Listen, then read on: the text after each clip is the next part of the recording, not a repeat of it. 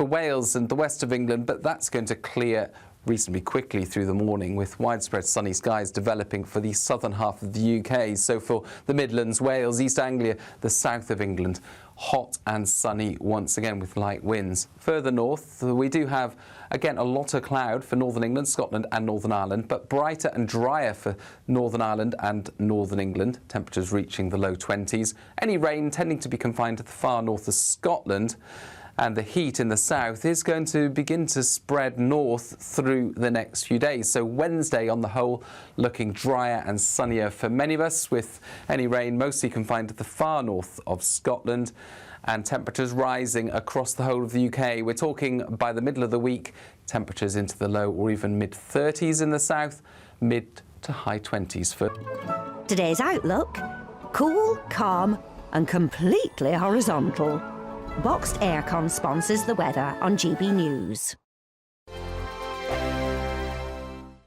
What would you do with £60,000 cash? What would you do with a real gold bar? Well, both have to be won in our Golden Summer celebration. First, there's £60,000 in tax-free cash to bolster your bank account this year. Plus, we'll also give you a fine gold bar worth over £5,000. For a chance to win, text GOLD to 63225. One entry costs £2.50 plus one standard network rate message. Or text BONUS to 63225. 5 entries cost £5 plus one standard network rate message. Go to gbnews.com/win. Entry starts at £2.50. Call 0903 686 3232. Calls cost £2.50 plus your network access charge. Or post your name and number to GB22 PO Box 8690 Derby DE1 9TT. UK only. Entrants must be 18 or over. Lines close at 4 p.m. on the 21st of August. This is a network giveaway. Entries will be pooled. Please check the closing time if listening or watching on demand.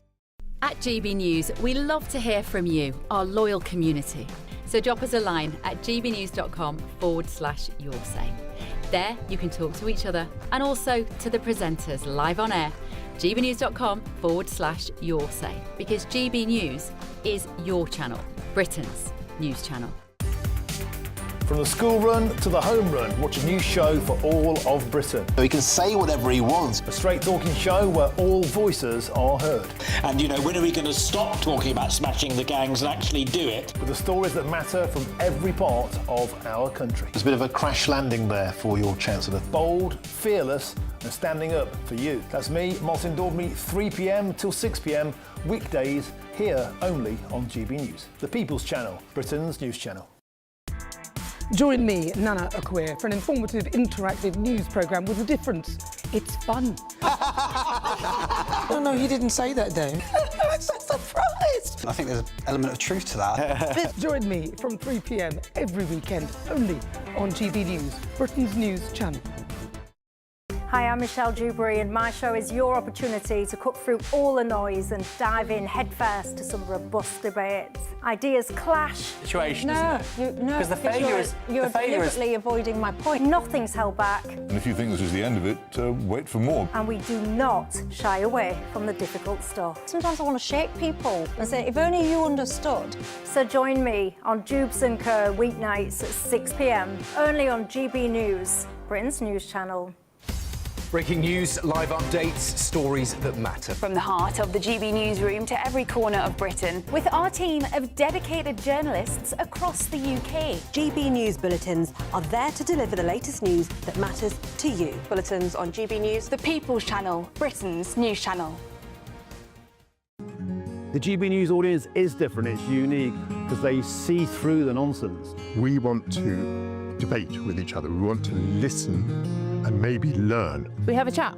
That's what we do. We try and have a chat. They'll watch my programme while they're eating their tea, they'll watch breakfast while they're busy getting their kids ready for school. We want to hear what matters to you, what is news for you. And what's brought you out here today? What are the biggest issues affecting this particular area? The audience are the best thing about GB News. Their friends, their family. They're people who need to have their voices heard. They're passionate about the channel, they're passionate about what they believe in. The one thing about GB News is you get a chance to speak. Talk to me about why so many people have gathered here today. Do you want to say something back in return? The GB News audience is what makes GB News special. It's incredible to see. They shape our programmes, they shape our output, and they shape our channel. That's what makes us the fearless champion of Britain.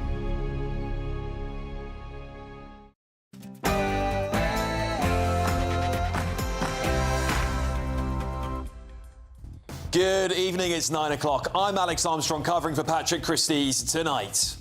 The idea that he might be allowed to stay in this country because of a clause in a decades-old law designed for a completely different time and context is not just absurd, but sickening. Well, Pakistan is refusing to accept back their prolific child rapist and rape gang leader. Plus, absolutely need to strengthen regulation in the social media space, especially when it comes to election time.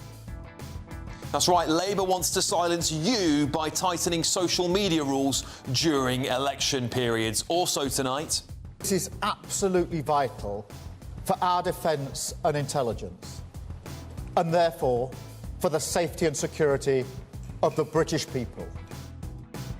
Can you believe this? It looks like Andy Burnham will push ahead with the Prime Minister's hated Chagos deal. Is he just continuity Starmer? And no room at the inn, supposedly, because Prince Harry has touched down in London tonight, but he's got nowhere to stay after Buckingham Palace says he accepted their offer too late. Plus, and, you know, unfortunately, Keir is not Winston Churchill. Are we set for another showdown, a final humiliation for Keir Starmer, because rumours are swirling that President Trump is going to confront the Prime Minister over defence spending at the NATO summit this week. And on my panel tonight, broadcaster, journalist, legend Carol Malone, broadcaster and journalist Benjamin Butterworth, and Reform member and former Cabinet Minister Sir Jake Berry. And how are we all feeling this evening? I tell you what, I'm a little bit worse for wear.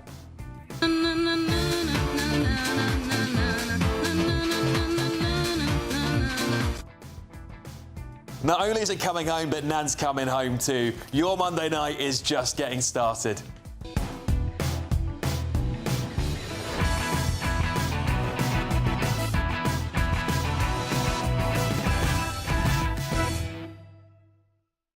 Rip up Pakistani visas until they take their rape gang monsters back. Next.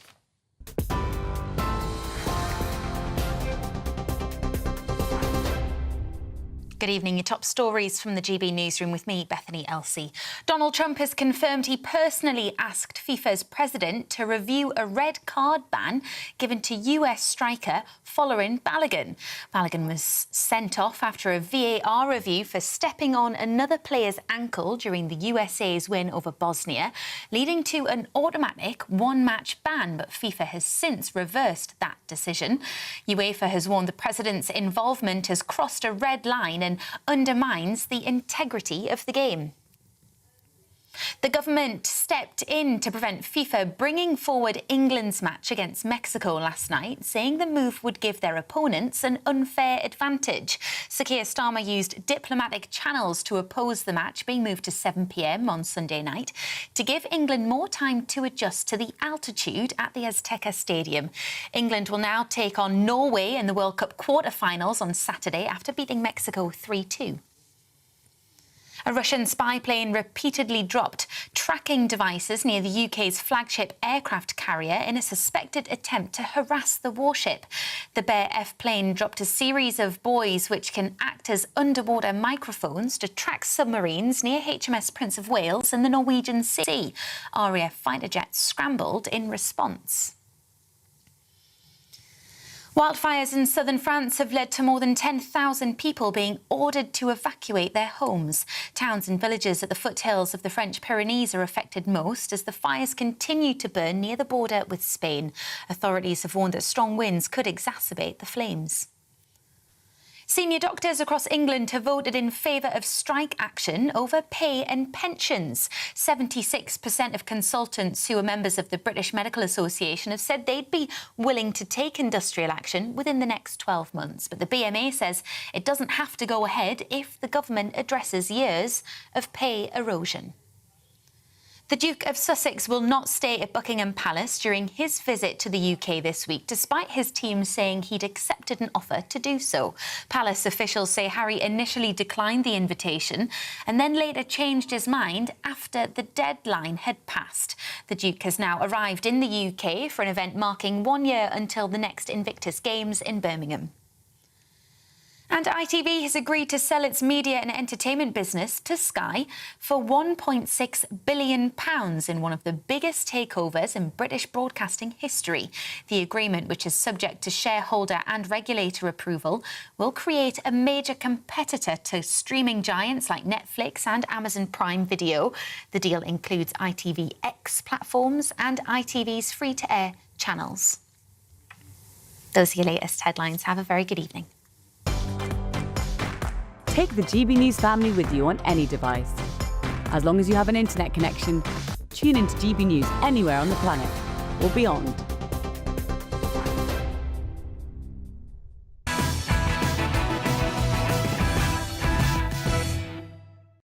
Pakistan is refusing to accept back their prolific child rapist and rape gang leader, Shabir Ahmed. Well, according to The Telegraph, it's said that because Ahmed ripped up his Pakistani passport and renounced his citizenship, that his home country is now washing their hands with the issue. Can I just be clear?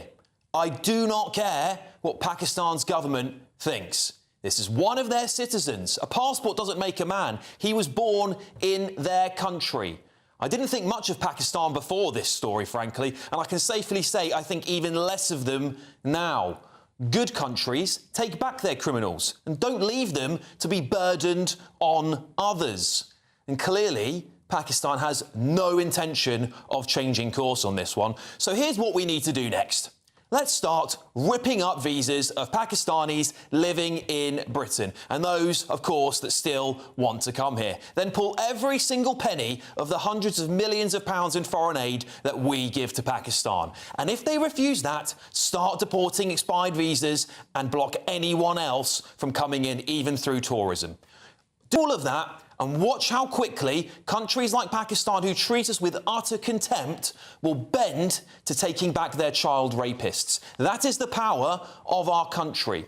But in other news, the Conservative Party yesterday put forward an amendment that would repeal the sections of the Immigration Act 1971 and the UK Borders Act of 2007 that currently prevent the removal of Commonwealth citizens such as Ahmed, even if they have been convicted of serious crimes. It is insane that we have such an archaic law in the first place, and of course, what made this all completely mental was that Downing Street originally said we can't deport him because of that Immigration Act. Grow up. You're the government. Your job is to change bad laws. That's what you're there to do. You can speed through changes to licensing laws to keep pubs open last night. Well, good, we all love that. But why can't you do that for this? Doesn't make sense to me. Nothing should stop us deporting this sick, vile excuse of a man back to Pakistan. Well, Home Secretary Shabana Mahmood has been so quiet on this issue. And just a reminder, she previously negated Pakistan from her list of countries that would be punished if they refused to take back their illegal migrants. And it leaves me asking this: why is it she is so weak when it comes to the Pakistani government? Should we get the thoughts of my panel? Broadcaster, legendary journalist Carol Malone is here. Journalist and broadcaster Benjamin Butterworth, former Cabinet Minister Sir Jake Berry, and now Reform Party member. Good evening, guys. Good evening. Carol, I'll start with you. I'm getting more and more frustrated about this story. We have a functioning government, just about, who can and whose job it is to protect British citizens and change laws, write new ones. They just don't seem to be doing anything about this. You know what's getting me about this? This guy was sentenced to 22 years. He actually was sentenced, he got two sentences, one for 22 years, one for 19 years. And instead of them running consecutively, which means that one after the other, which would have been 42 years, they were run concurrently, which meant he was supposed to serve 22. He did not. He served 14. Why have we let this guy out so early? You know, he would have been, had he served his full sentence, he might have died in prison. He would have been about 80. But if it had been the full 42 years, he would have definitely died in prison, which would have solved all the problems, because then we don't have to take care of him for the rest of his life. But what is getting me here is that why was his sentence so piddling in the first place? This guy got a really easy ride in our legal system. If you work out, he was convicted of 30 rapes. Now that works over. That's the 22. If he'd served the full 22 years, that would have been 5.6 months for each rape. Yeah. If you take the fact he only served 2/3 of his sentence, that is 3.7 months for each rape. It is pitiful, especially when the Sentencing Council says you should be serving 13 years, 9 months for the rape of a minor. So why did this piece of scum just get sentenced to this piddling amount of time and has been let out now? And because his victims are already saying they're terrified. The parole board, which is usually hopeless, actually said in October 24, he's applied 3 times for parole. They said in October 24 that he shouldn't be let out because he was still a danger to young girls. He didn't think that raping or assaulting young girls was wrong. They thought he was dangerous to society as a whole. Why have they let him out? It's beyond stupid. It really is. All of this is beyond incredible, considering the crimes he's committed. Victims, of course, have come out and said this is just disgraceful, what's happened. Let's just play it. I'll get some thoughts from you, Benjamin, on the back of this video here of Katie Lamb, who's the opposition assistant whip Conservative, who raised this issue in Parliament today. The argument for deporting Ahmed is clear, and the mechanism has already been created. All that remains in question is whether the government has the will to act. If so, then we will be happy to support them. If it does not, people across this country will rightly ask, as they already are, whether this is a government that can really keep the British people safe. I will look closely, as we always do, at all amendments and new clauses put forward by the opposition and all honourable and right honourable colleagues to legislation or other ideas as they come forward. As I say, in the context, I couldn't be clearer that all options are on the table at this stage. Yeah, so Benjamin there, all options on the table, but things don't seem to be moving very quickly. I think people want answers. Is it because government is too slow to react to things? Is it because perhaps they need to come up with a plan? Pakistan aren't playing ball? The Home Secretary doesn't seem to be coming out punching on this.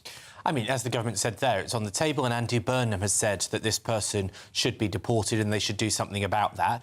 I think changing a piece of legislation retrospectively is a very unusual and, as a principle, a dangerous thing to do. And so I don't think they should rush into it in a matter of days. Why is it dangerous? Well, times change. In principle, to change laws retrospectively to the agreement that he would have had legally at the time is not a normal way to behave.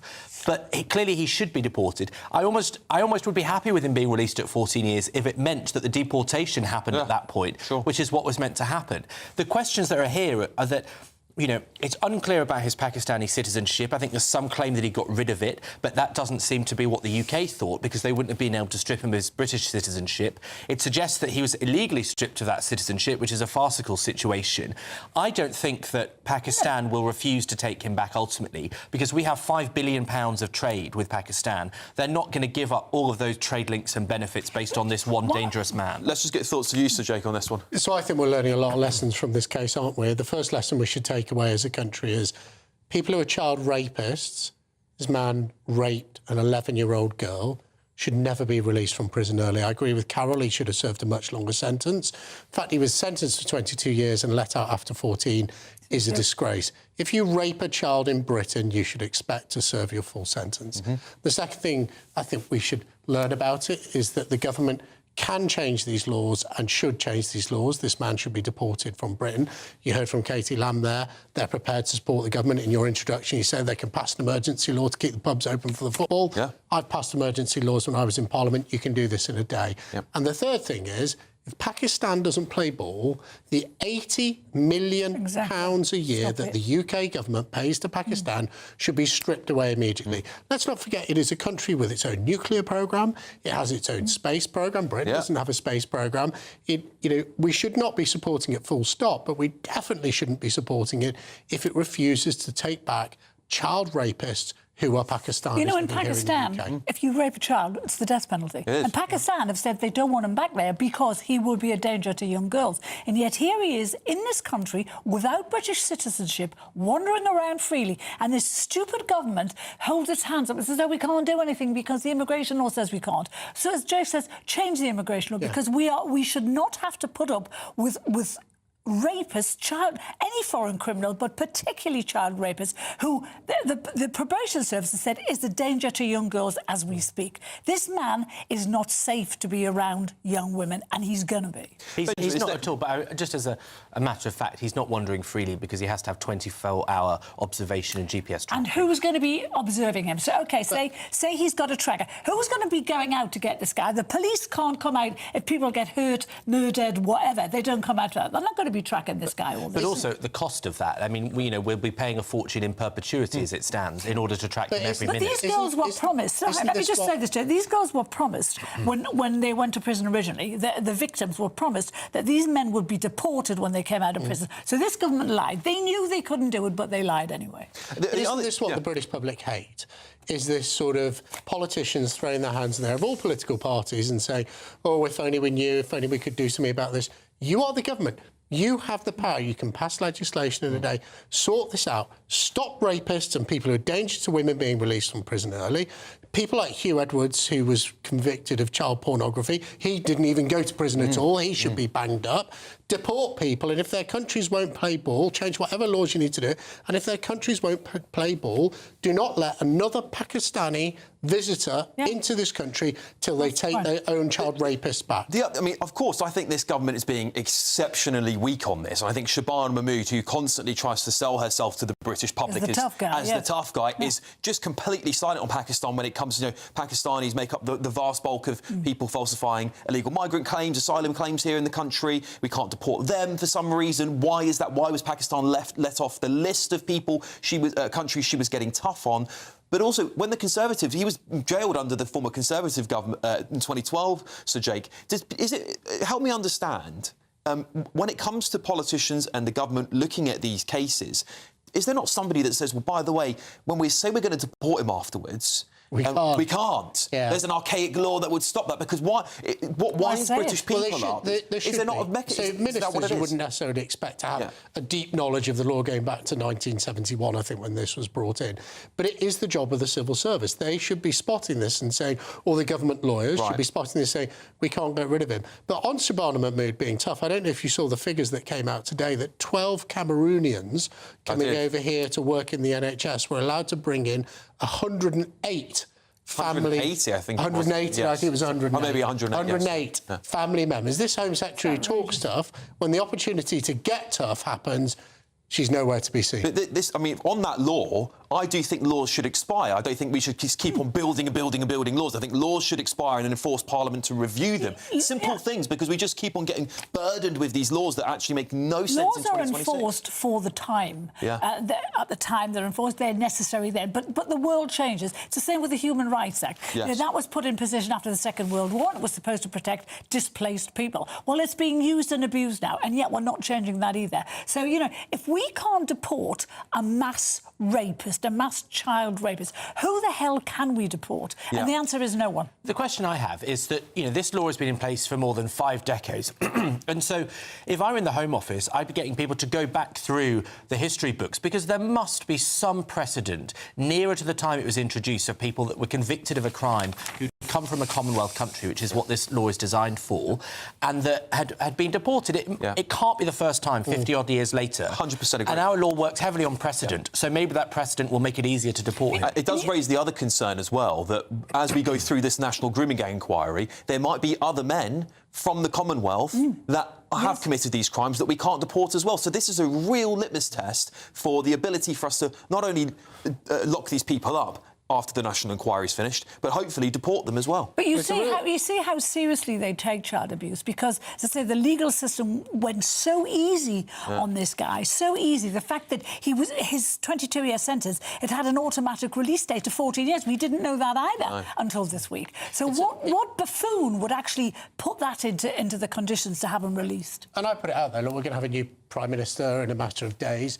It's a real litmus test, isn't it, for Andy Burnham's new government about how serious they are about keeping women and girls safe in this country. I mean, there was a lot of criticism levied against him when he was Manchester Mayor, not taking the Rochdale grooming gang inquiry seriously. He has not got a great track record. This is maybe a chance for everyone's daughters, sisters, everyone's child in this country, for him to right some of that wrong. So it's all eyes on Andy. Let's see what he's going to do. Totally agree. Look, before we go to the giveaway, we've got some breaking news to bring you.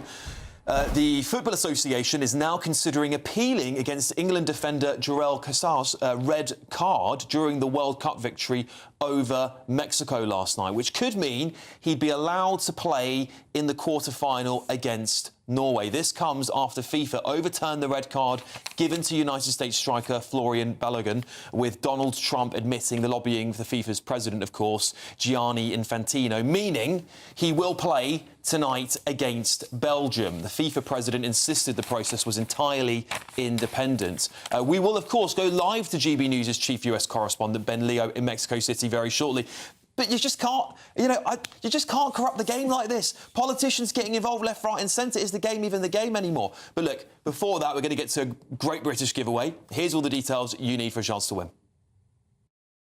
What would you do with £60,000 cash? What would you do with a real gold bar? Well, both have to be won in our Golden Summer celebration. First, there's £60,000 in tax-free cash to bolster your bank account this year. You could spend it on treats, splash out on the family, or just save it for a rainy day. It's entirely up to you. Plus, we'll also give you a fine gold bar worth over £5,000. That's genuine gold that you could gift to a loved one or just lock up in your own personal vault. The gold and the cash really could be yours. For a chance to win £60,000 in tax-free cash and a real gold bar, text GOLD to 63225. One entry costs £2.50 plus one standard network rate message, or text BONUS to 63225. 5 entries cost £5 plus one standard network rate message. Go to gbnews.com/win. Entry start at £2.50. Call 0903 686 3232. Calls cost £2.50 plus your network access charge, or post your name and number to GB22 PO Box 8690 Derby DE1 9TT. UK only. Entrance must be 18 or over. Lines close at 4 p.m. on the 21st of August. This is a network giveaway. Entries will be pulled. Please check the closing time if listening or watching on demand. Good luck. OK, coming up on the show tonight. We absolutely need to strengthen regulation in the social media space, especially when it comes to election time.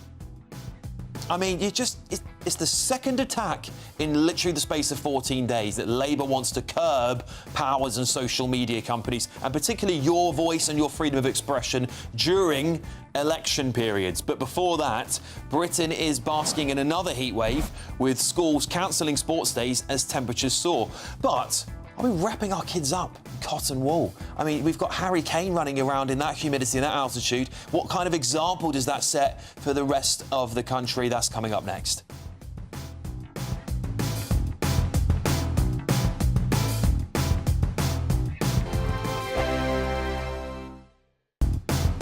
Do you trust what you're being told? Good, because neither do I. Those are just facts. I'm Alex Armstrong, and on my show, we'll expose the spin. Well, I want to answer that, because you didn't let me last time, because you always speak over me. The broken promises. To deny that is denying the truth. And the hypocrisy. Needs to stop. You think we can allow? Politics, policy, parliament.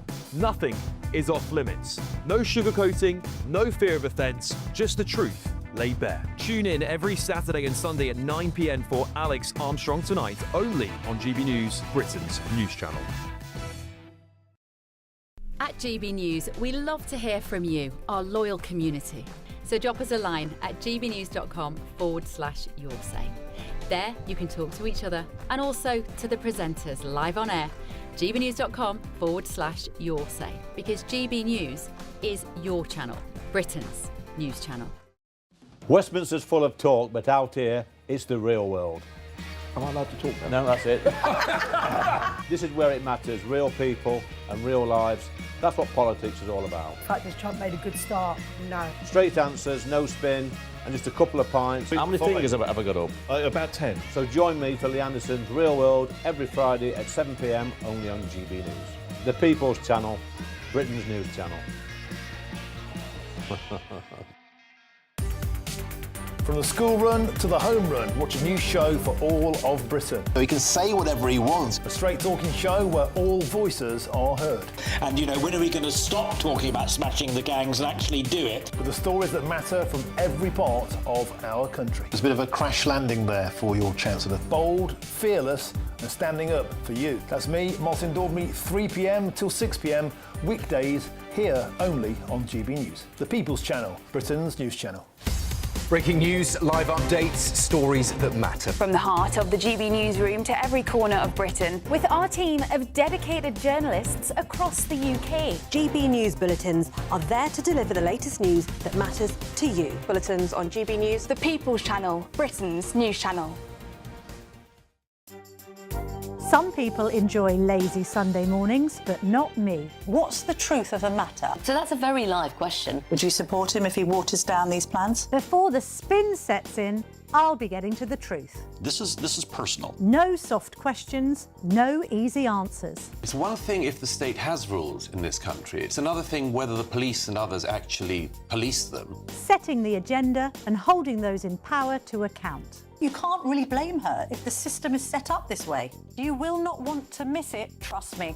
The Camilla Tominey Show, Sundays from 9:30, only on GB News.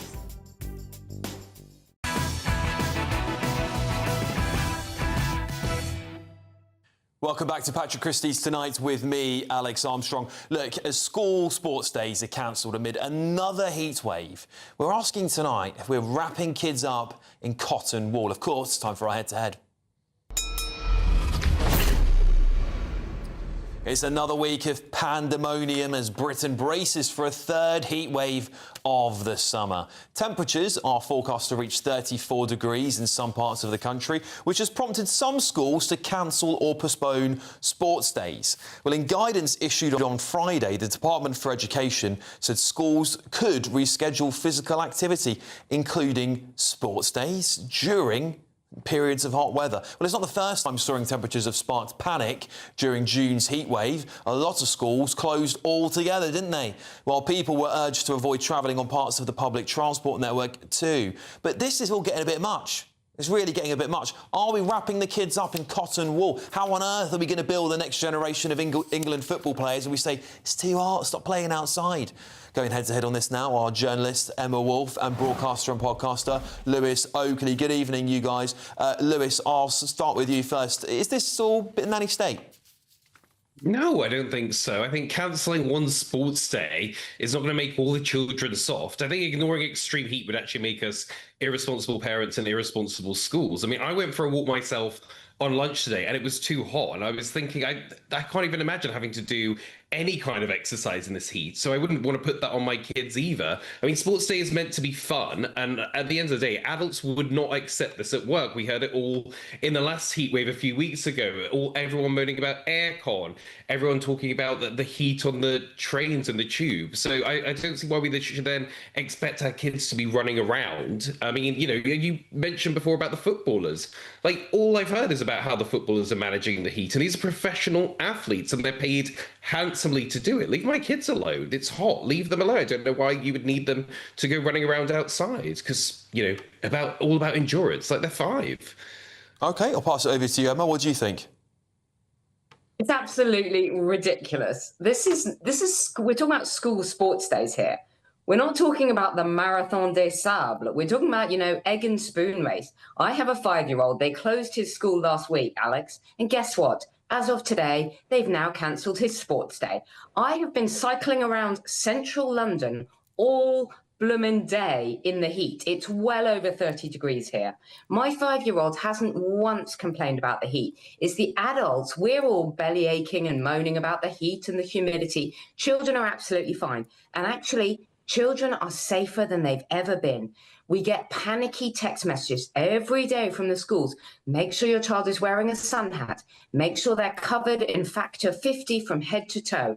Make sure they have a huge 25-litre bottle of water. They have constant hydration breaks. It's absolutely ridiculous. A bit of egg and spoon race, a bit of, running through sprinklers and fountains. You can make sports day fun. There's a reason why sports days are held in the summer. It's hot. It's fun to be outdoors. For goodness sake, it's not about wrapping them in cotton wool. We're raising a generation of absolute snowflakes, and it is pathetic. Yeah, Lewis, I mean, hundreds of years ago, we had heat waves. People still went out, got on, built the country. Now it does, I actually do agree with Emma. It does feel like we're sort of wrapping kids up in cotton wool, too hot, too cold, too wet, too snowy. The country just seems to fall apart. Look, come on. I mean, the Met Office is saying that the summers are getting hotter. It's not this summer that, Emma remembers from 19 whatever. At the end of the day, if the schools went ahead with these sports days and a kid collapsed, the parents would be saying, what on earth were they thinking? GB News would be saying, where's common sense gone? Why are these kids collapsing? Like, it is too hot for them. I don't know why we feel like we need to make our kids prove themselves like this. Like, the aim is to raise, tough kids, but not dehydrated kids. I think you can still give them water. I mean, 34 degrees. You can operate in 34-degree heat. You just need to drink lots of water and make sure that you wear a hat. You don't stay out in the sun for too long. I think that's the point, isn't it? Is that we're not. I think it's called being on holiday. That's different. When you're on holiday and there's a beach and a pool and you can cool down, that's very different to being on a field, being told go and do another lap. Look, at the end of the day, I've got young kids. I can see what the heat's doing to them. I can see what the heat's doing to me. And, our school was one of the ones that closed. And speaking to the teachers there, they were saying, we've had loads of kids just falling asleep because of the heat and they can't learn. And it is just too hot. We don't have air conditioning. The temperatures are changing. Like, we're just going to have to adapt. We're not built for the heat. We all know that. So I don't know why we want to, tell our kids, oh, you carry on. Like, we're all struggling in this new... Yeah, fair enough. Emma, final word to you. Well, I mean, no one is forcing them to do anything. But final word, Lewis, have you ever wondered why we don't win marathons and endurance races or anything in this country? It's always the Kenyans, the Ethiopians, the African nations, where they train hard in the heat because they're used to it and their children are probably running to school every day. For goodness sake, we are becoming so soft. No one is forcing any child to take part in sports day. But for the vast majority of them who would like to do a gentle egg and spoon race in the shade, let them do it. Yeah. All right, you two. Thank you. Why not do your own sports day? We've got to leave it there, unfortunately, Lewis. Sorry, mate. But thank you both. Journalist Emma Wolf there and broadcaster and podcaster Lewis Oakley going head-to-head on that. I do want to apologise to Joel Kwanzaa as well. I don't know why I butchered his name reading that earlier on, so apologies if he's ever watching a clip of that. Obviously, with that breaking news that red card is going to get reviewed potentially, so we'll see. Look, coming up on the show... Absolutely need to strengthen regulation in the social media space, especially when it comes to election time. Right, I'm going to reveal how and why Labour is planning on silencing you at home with social media restrictions during elections as the second attack in literally 14 days. But before that, Prince Harry's trip to the United Kingdom this week has descended into a complete farce. That's after a massive war of words has broken out over where he's going to stay. It sounds like a bit of a first world problem if you ask me, but I'll reveal it all next. Be nice to escape the grey. Clear skies, here we come. As clear as our travel insurance. All Clear Travel Insurance sponsors GB News Travel Destinations Forecast. Hello. The heat will be building across Spain and Portugal. It won't be as widespread or as hot as what we previously had. Across Madeira and the Canaries, cloudy as we go through Tuesday, but across much of Portugal, into Spain, into France, a good deal of sunshine. Further towards the east, that's where we're going to see sunny spells and a few showers, but temperatures actually closer to the average for what we'd expect at this time of year. Otherwise, plenty of sunshine as we go through the week. Bye-bye. All Clear Travel Insurance sponsors GB News Travel Destinations Forecast. Hello again and welcome along to the latest update from the Met Office for GB News. A warm night to come for all of us. A lot of cloud initially through the night and first thing on Tuesday, but fairly widely we're going to see drier, clearer and warmer weather spread north over the next few days. Initially, we do have some weather fronts toppling in over high pressure to affect parts of Scotland, Northern Ireland, Northern England. So thicker cloud here, outbreaks of rain. The more persistent rain, Northern and Western Scotland, dribs and drabs elsewhere. Cloud also arriving into Western England, Wales, that cloud on the low side covering some of the hills. But wherever you are, whether you've got the clear spells, for example, in the southeast of England, or the cloud elsewhere, 15 to 17 Celsius overnight. So a warm night for many of us. But it's a dreary start to the day on Tuesday with a lot of cloud for Scotland, outbreaks of persistent rain affecting the north and northwest of Scotland. More patchy rain through the central belt into southern Scotland, parts of Northern Ireland, particularly towards the north and the west. Northern England, 1 or 2 spots of rain, thicker cloud here first thing, and some patchy cloud for Wales and the west of England, but that's going to clear reasonably quickly through the morning with widespread sunny skies developing for the southern half of the UK. So for the Midlands, Wales, East Anglia, the south of England, hot and sunny once again with light winds. Further north, we do have again a lot of cloud for Northern England, Scotland and Northern Ireland, but brighter and drier for Northern Ireland and Northern England, temperatures reaching the low 20s. Any rain tending to be confined to the far north of Scotland. And the heat in the south is going to begin to spread north through the next few days. So Wednesday, on the whole, looking drier and sunnier for many of us, with any rain mostly confined to the far north of Scotland and temperatures rising across the whole of the UK. We're talking by the middle of the week, temperatures into the low or even mid-30s in the south, mid to high 20s further north. You want to know what's really going on in the corridors of power? Labour don't know what to do with you half the time, and that makes you quite lethal in the chamber. Get behind the headlines with Chopper's Political Podcast. Join me, Christopher Hope, as I sit down with the great and the good of British politics. We'll see where this ruling takes us. These are the stories shaping our nation. Chopper's Political Podcast, available now on all platforms. Listen in and stay ahead. I've been in Westminster for a long time, but I know that though power may be here, its effect on people's lives is across the whole of the country.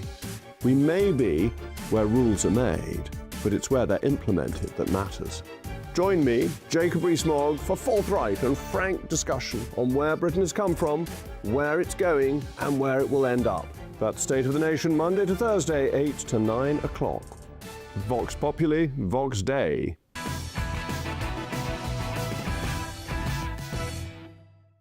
Well, Prince Harry's back and his entire trip to the UK has descended into a farce this morning.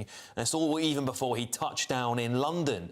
The Duke of Sussex's team announced this morning that he'd accepted an offer to stay at Buckingham Palace during his visit, and probably one of the many bedrooms there. But just hours before he was due to arrive in London, a palace source indicated that the invite that he'd accepted was too late and that the Duke would not be able to stay at the palace after all. Well, Harry had apparently initially declined the offer, only then to change his mind, but too late for the appropriate hospitality to be sorted. Well, the row threatens to overshadow the visit, which has already been mired in controversy.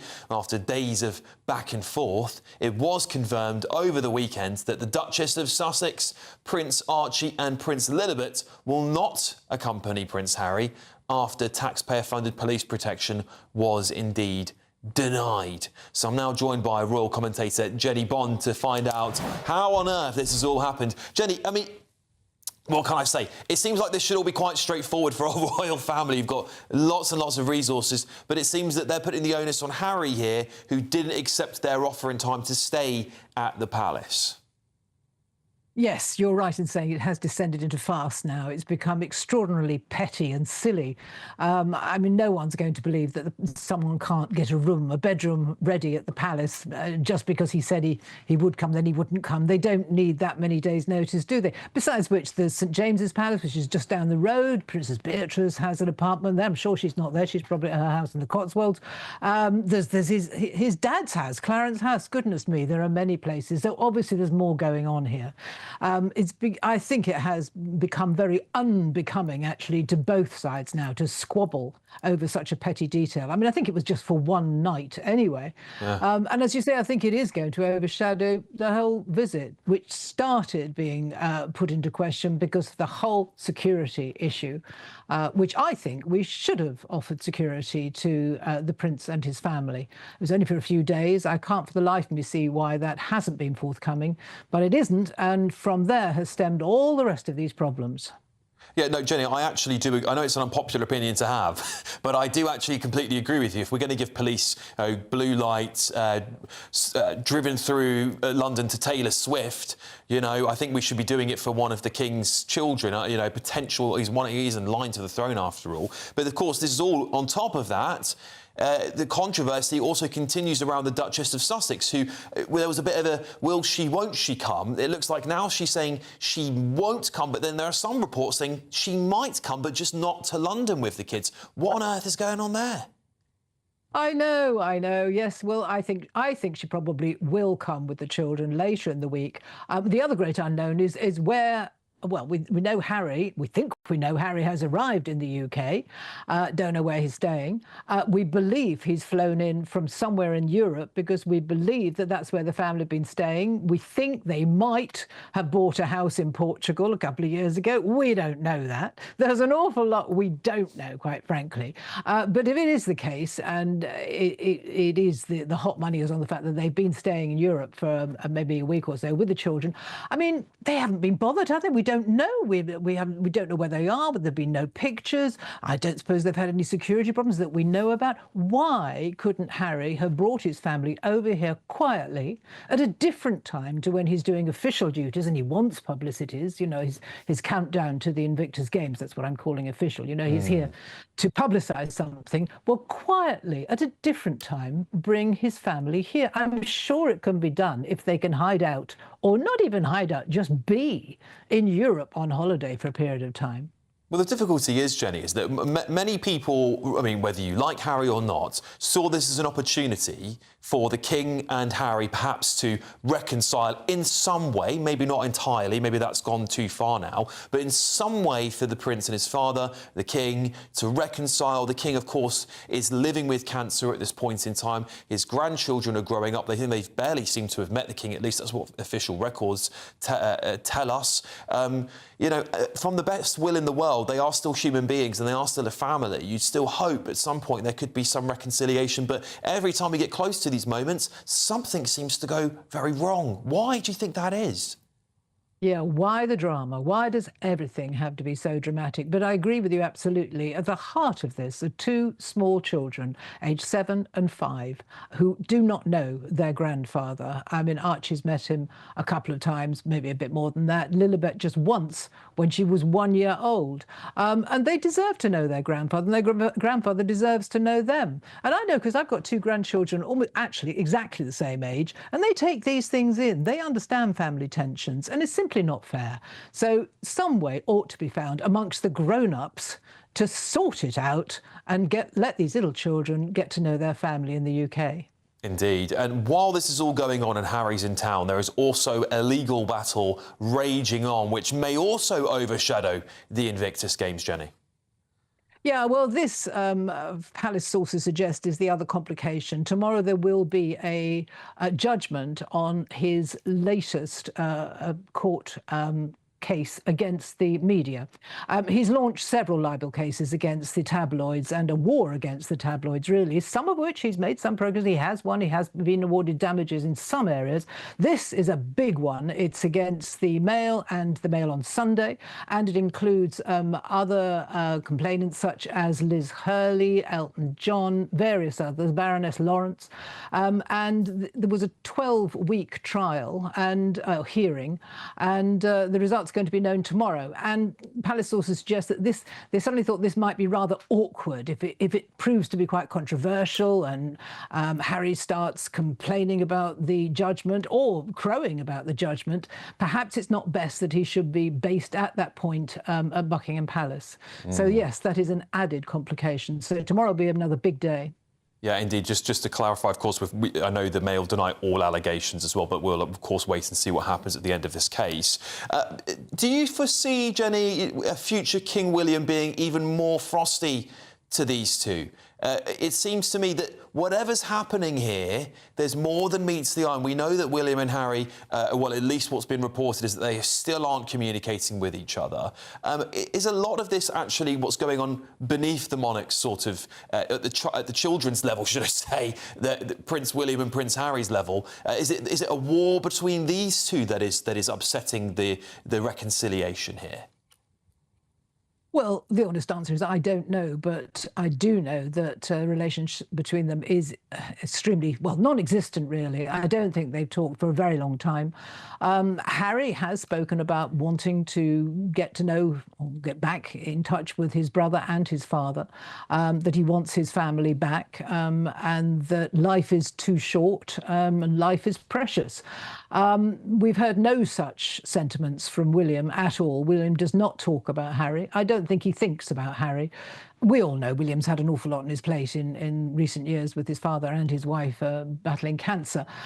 So I just don't think he has had room and does have room in his head or his heart for the Harry problem. Well, there you have it. Royal commentator Jenny Bond, thank you so much for joining me this evening to talk about this story. And of course, here on GB News, we will keep you posted throughout the week as this legal case goes on and what goes on with Harry, where he stays, what happens with the Invictus Games, whether Meghan comes here. Every time it's a drama, isn't it? Anyway, look, coming up on the rest of the show, absolutely need to strengthen regulation in the social media space, especially when it comes to election time. Right, I'm going to reveal how and why Labour is planning on silencing you with social media restrictions on and during election periods. But before that... And, unfortunately, Keir is not Winston Churchill. Right, with rumours swirling that President Trump will confront Sir Keir Starmer over his woeful defence investment plan at this week's NATO summit in Turkey, could this be the Prime Minister's final humiliation? There's been quite a lot. That's next.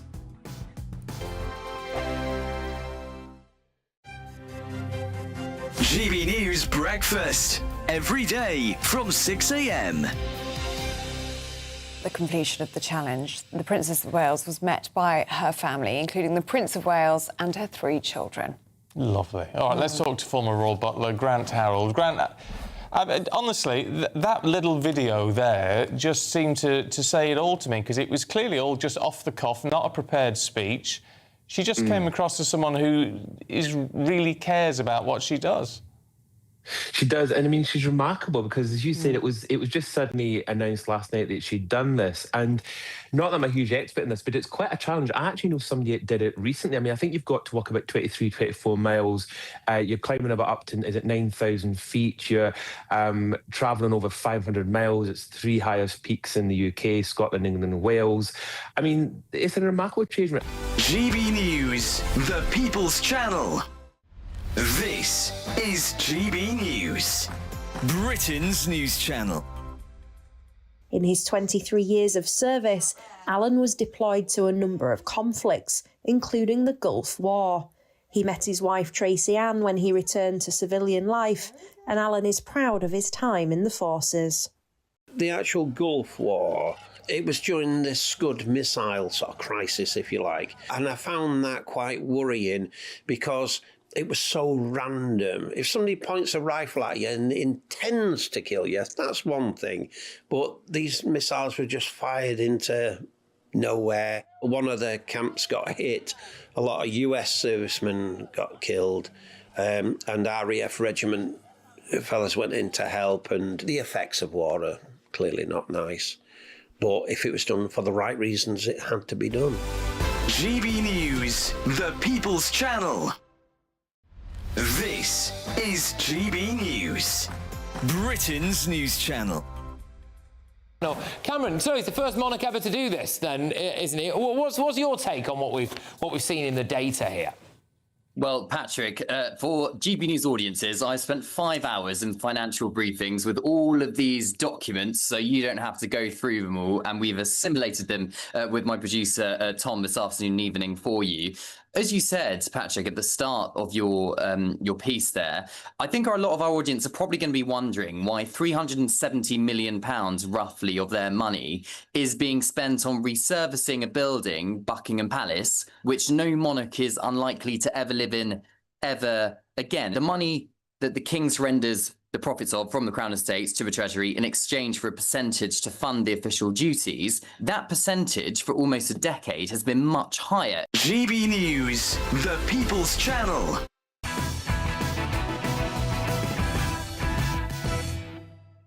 Welcome back, everybody. Could the Prime Minister face another one, I know, a final humiliation tomorrow at the NATO summit in Turkey? Well, that's what Downing Street aides are worried about as they prepare for one of Keir Starmer's final international events as Prime Minister, of which we know there have been very, very many. Not only is he expected to be sidelined by NATO allies as they prepare for Andy Burnham's coronation, but he's also expected to face fury from President Trump over his defence investment plan, which of course failed to hit the all-important NATO target. It'll be just the latest fracture in a special relationship that's grown increasingly fragile. Yeah, I think that's probably an understatement in recent months. President Trump has blasted him over his refusal to let the US use UK bases to strike Iran. Fortunately, Keir is not Winston Churchill. I was not happy with the UK. This is not Winston Churchill that we're dealing with. The UK say that we'll send, this is 3 weeks ago, we'll send our aircraft carriers, which aren't the best aircraft carriers, by the way. They're toys compared to what we have. Yeah, we don't need any more of that, do we? Joining me now is retired RAF Air Vice Marshal and Defence Analyst Sean Bell, who is in Turkey for the NATO summit. Sean, thanks for joining me this evening. Do we expect more fire and fury from President Trump as he comes over to address NATO allies?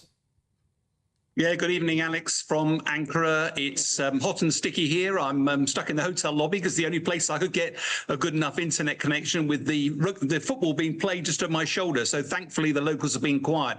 It won't be quiet tomorrow. I've got a feeling that President Trump, there's several things that are going to cause fire and brimstone tomorrow, not least of which, as you've said, there's going to be unhappiness. Trump wants NATO partners to pay their way. Martin Rutte's been making clear that over the last year, 20% increase in spending by NATO allies. He's calling President Trump the $1 trillion Mr. Trump. But the harsh reality is that the UK, that used to be the right-hand seat compared to America, frankly, we are falling short. There's meant to be a 3% target by 2030, 3.5% by 2035. With some careful tap dancing, Sir Keir Starmer hasn't made the grade.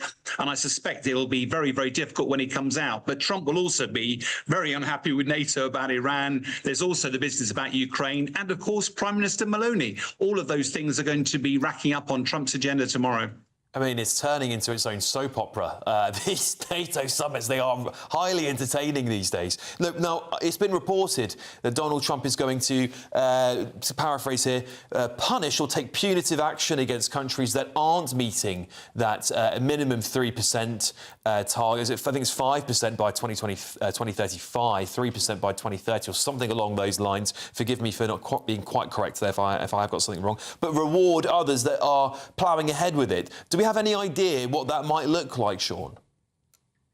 Well, yes, to correct you on the numbers, it's 3% by 2030, 3.5% by 2035, but an overall spend of 5%. And that extra 1.5% is on resilience, on infrastructure. It's less directly related to defence. But the harsh reality is, if you look around Europe, nobody's got spare money to burn. And yet many countries in Europe feel the heat of the Russian invasion, particularly Poland. When I go through Poland on the way out to Ukraine, you can feel it. It's worry. And therefore, that's why they're spending considerably more than 5%. The trouble is in the UK, we don't feel the heat the same way.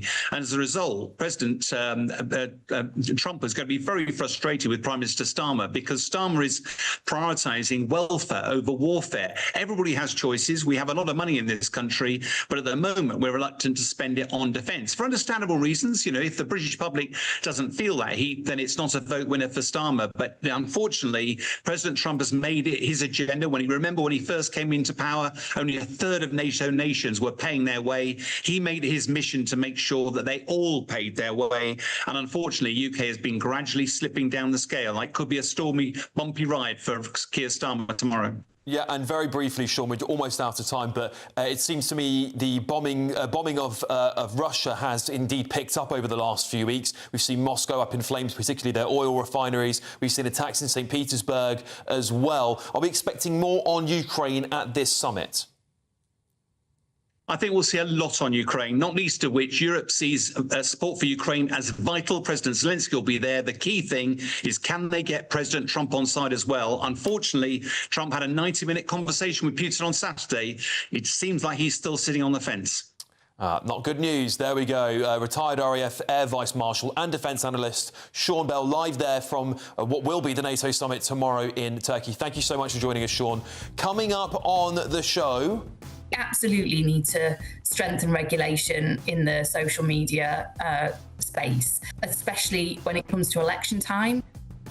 That's right. I'm going to reveal how and why Labour is planning on silencing you with social media restrictions during elections. Plus, it looks like Andy Burnham will push ahead with the hated Chagos deal. Is he just going to be continuity Starmer? All of that and tomorrow's front pages in just a few minutes.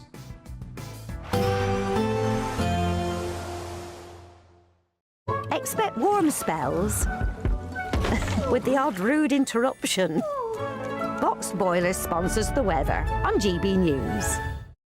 Hello again and welcome along to the latest update from the Met Office for GB News. A warm night to come for all of us. A lot of cloud initially through the night and first thing on Tuesday, but fairly widely we're going to see drier, clearer and warmer weather spread north over the next few days.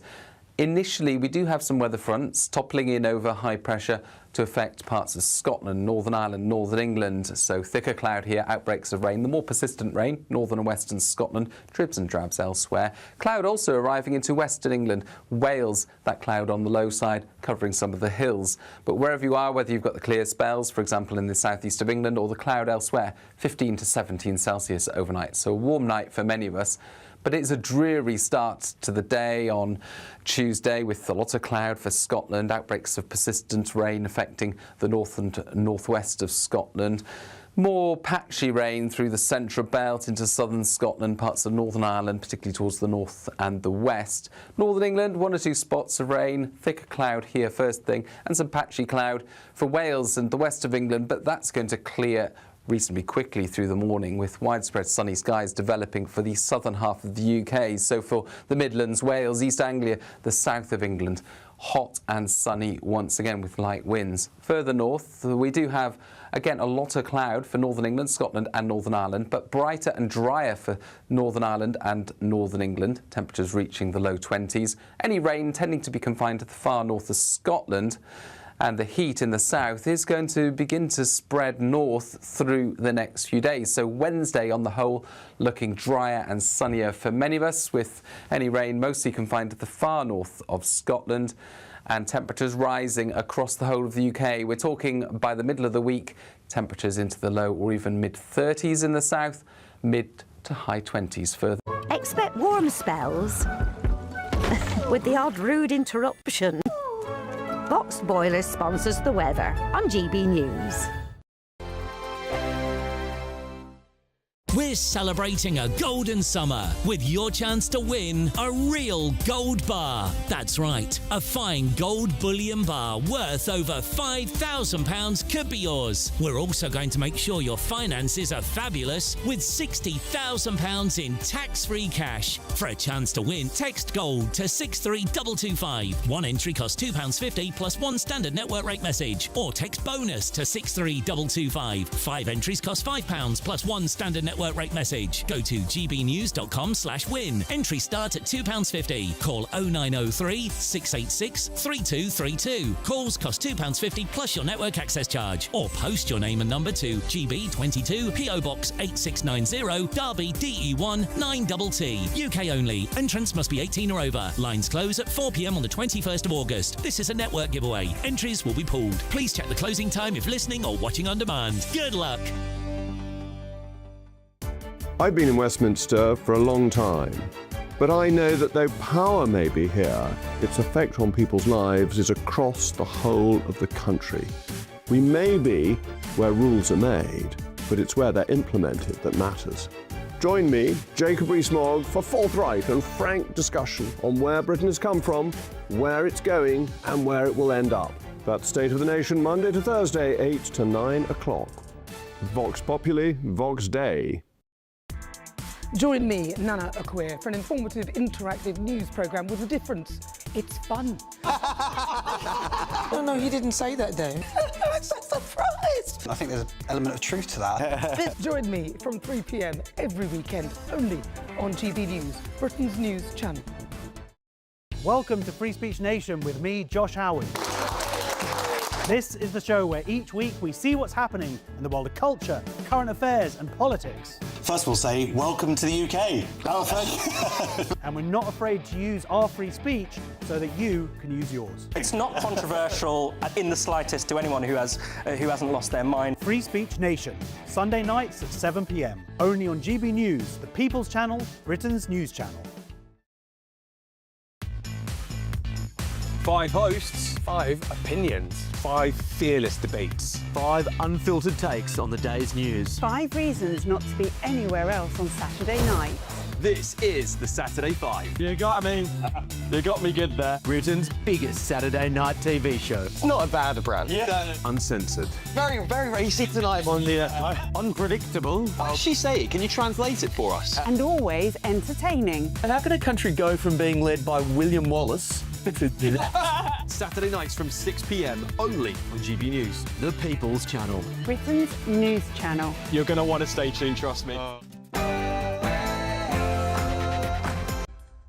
Good evening, it's 10 o'clock. I'm Alex Armstrong, covering for the brilliant Patrick Christys tonight. Absolutely need to strengthen regulation in the social media space, especially when it comes to election time. Right, well, Labour wants to silence you by tightening social media rules during election periods. It's the second attack on your free speech in the space of just 14 days. Also tonight. This is absolutely vital for our defence and intelligence, and therefore for the safety and security of the British people. I mean, I can't believe this one. It looks like a future Prime Minister in Andy Burnham will push ahead with Keir Starmer's hated Chagos deal. Is he just continuity Starmer at this point? And of course, I'm going to have all of tomorrow's front pages. I wonder what they're going to be full of. And breaking news on the front page of The Guardian. Trump admits asking FIFA to review a red card for Team USA. I mean, the game's gone, hasn't it?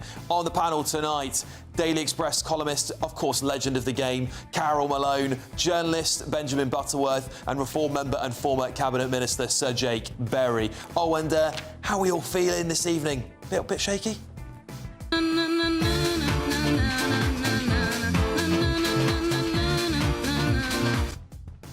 Yeah, it's coming home and so is Nan. Your Monday night is just getting started.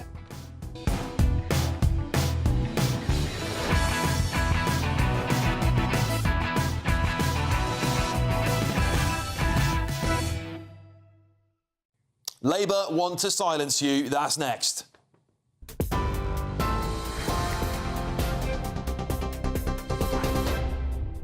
Good evening. Your top stories from the GB newsroom with me, Bethany Elsey. Donald Trump has confirmed he personally asked FIFA's president to review a red card ban given to US striker Folarin Balogun.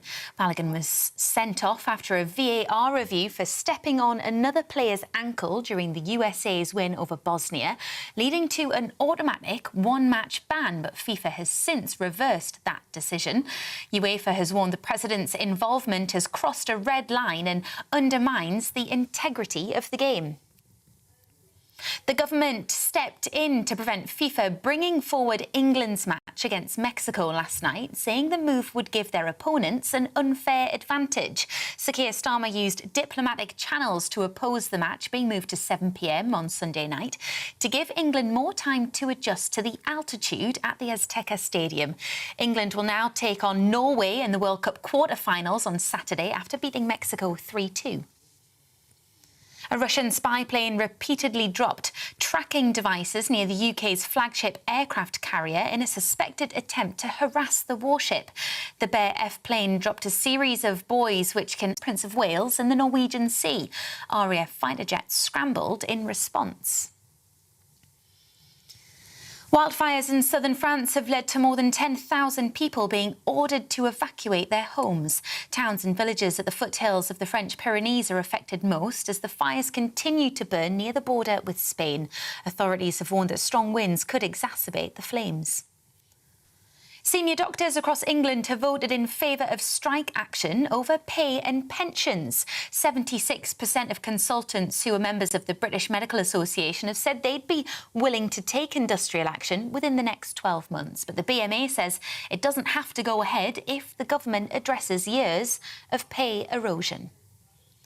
The Duke of Sussex will not stay at Buckingham Palace during his visit to the UK this week, despite his team saying he'd accepted an offer to do so. Palace officials say Harry initially declined the invitation and then later changed his mind after the deadline had passed. The Duke has now arrived in the UK for an event marking 1 year until the next Invictus Games in Birmingham. And ITV has agreed to sell its media and entertainment business to Sky for £1.6 billion in one of the biggest takeovers in British broadcasting history.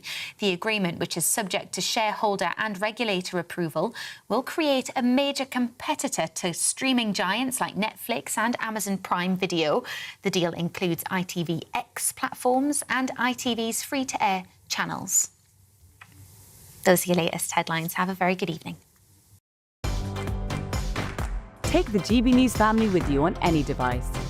As long as you have an internet connection, tune into GB News anywhere on the planet or beyond.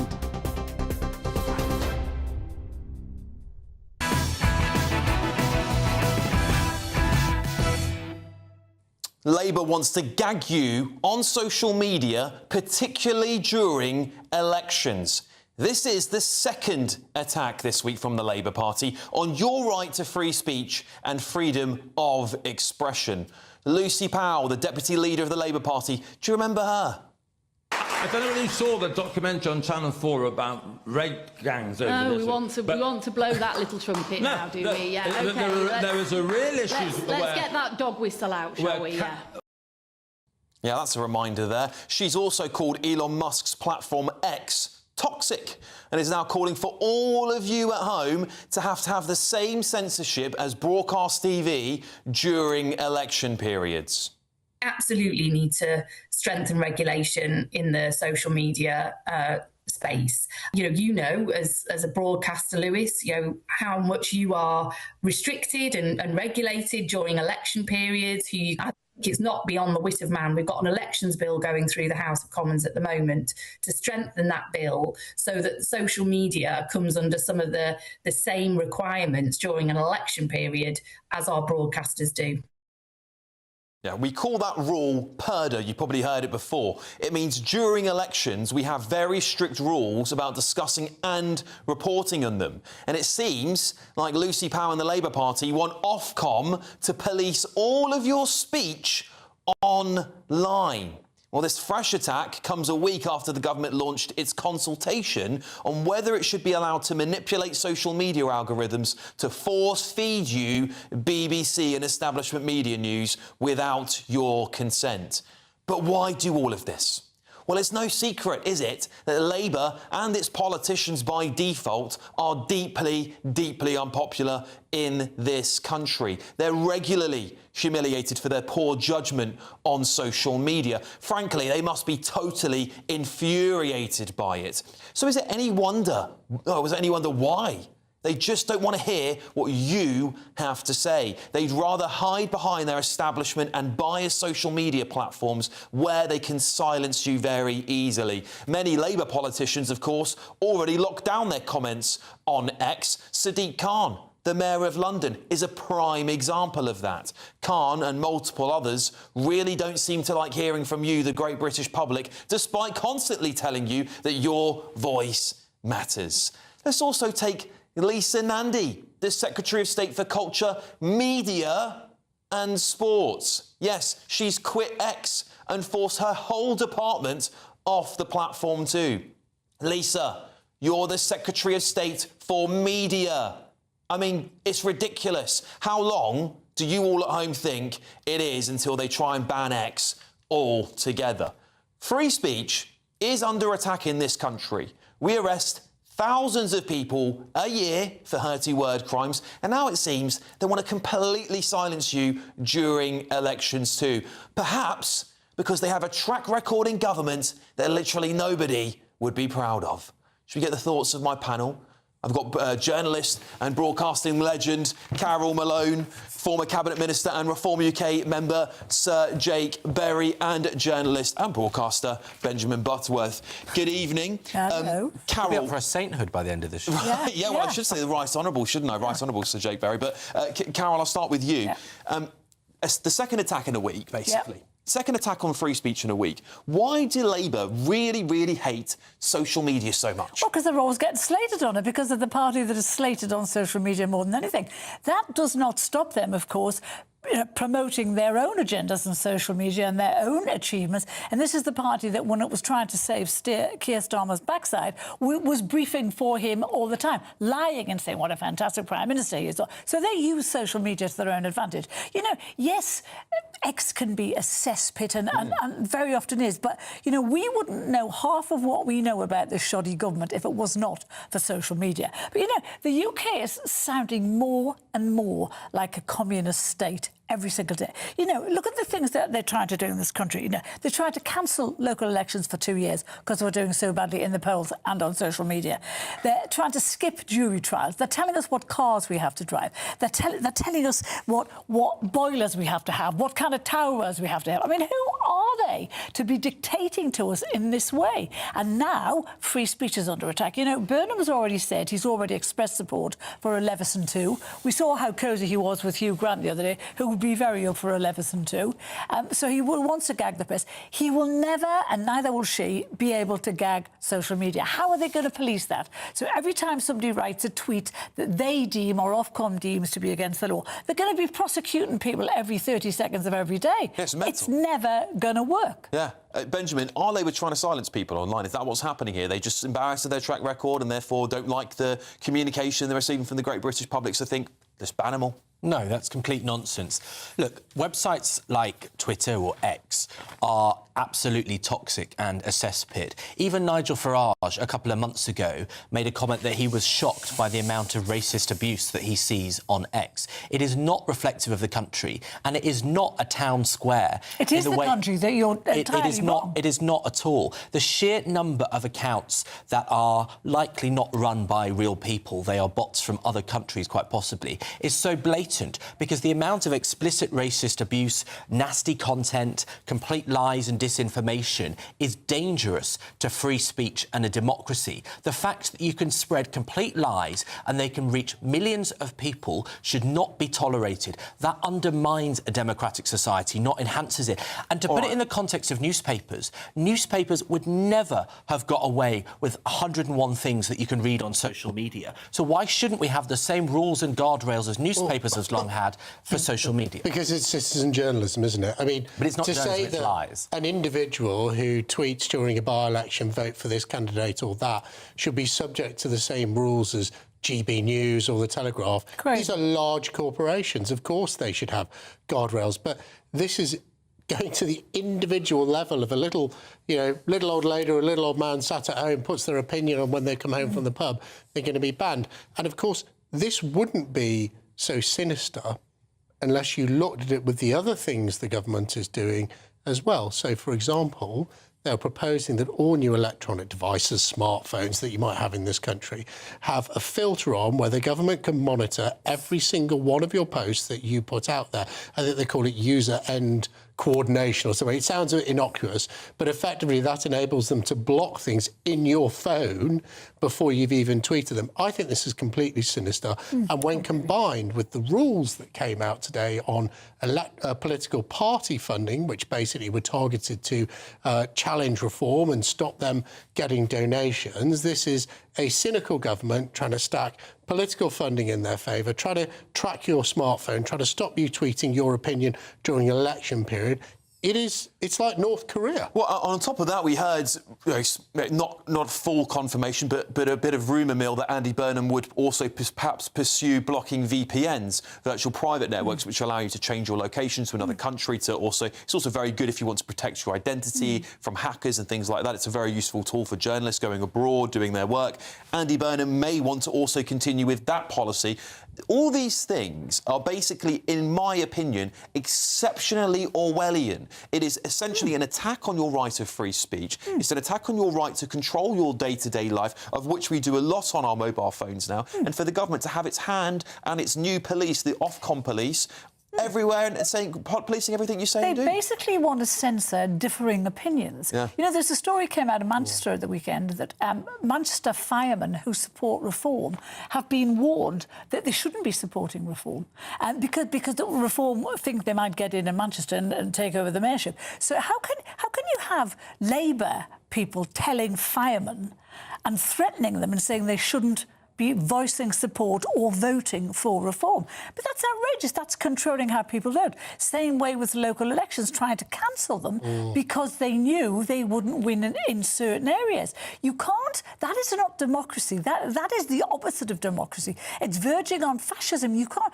You know, people like Stalin, Hitler, Putin does all of that. They tell Stalin, you. Hitler, Burnham. What are you on about? I said Putin, not Burnham. No, but that's the line you're going down. You're saying that they were controlled in Manchester. I mean, it's ridiculous to compare. Well, they are being controlled in Manchester. So why is it ridiculous? You haven't made clear who was apparently telling these firefighters not to show support for a political Labour party. people in Manchester. What does Labour people mean? Well, I mean, it could be anybody. Are they an authority?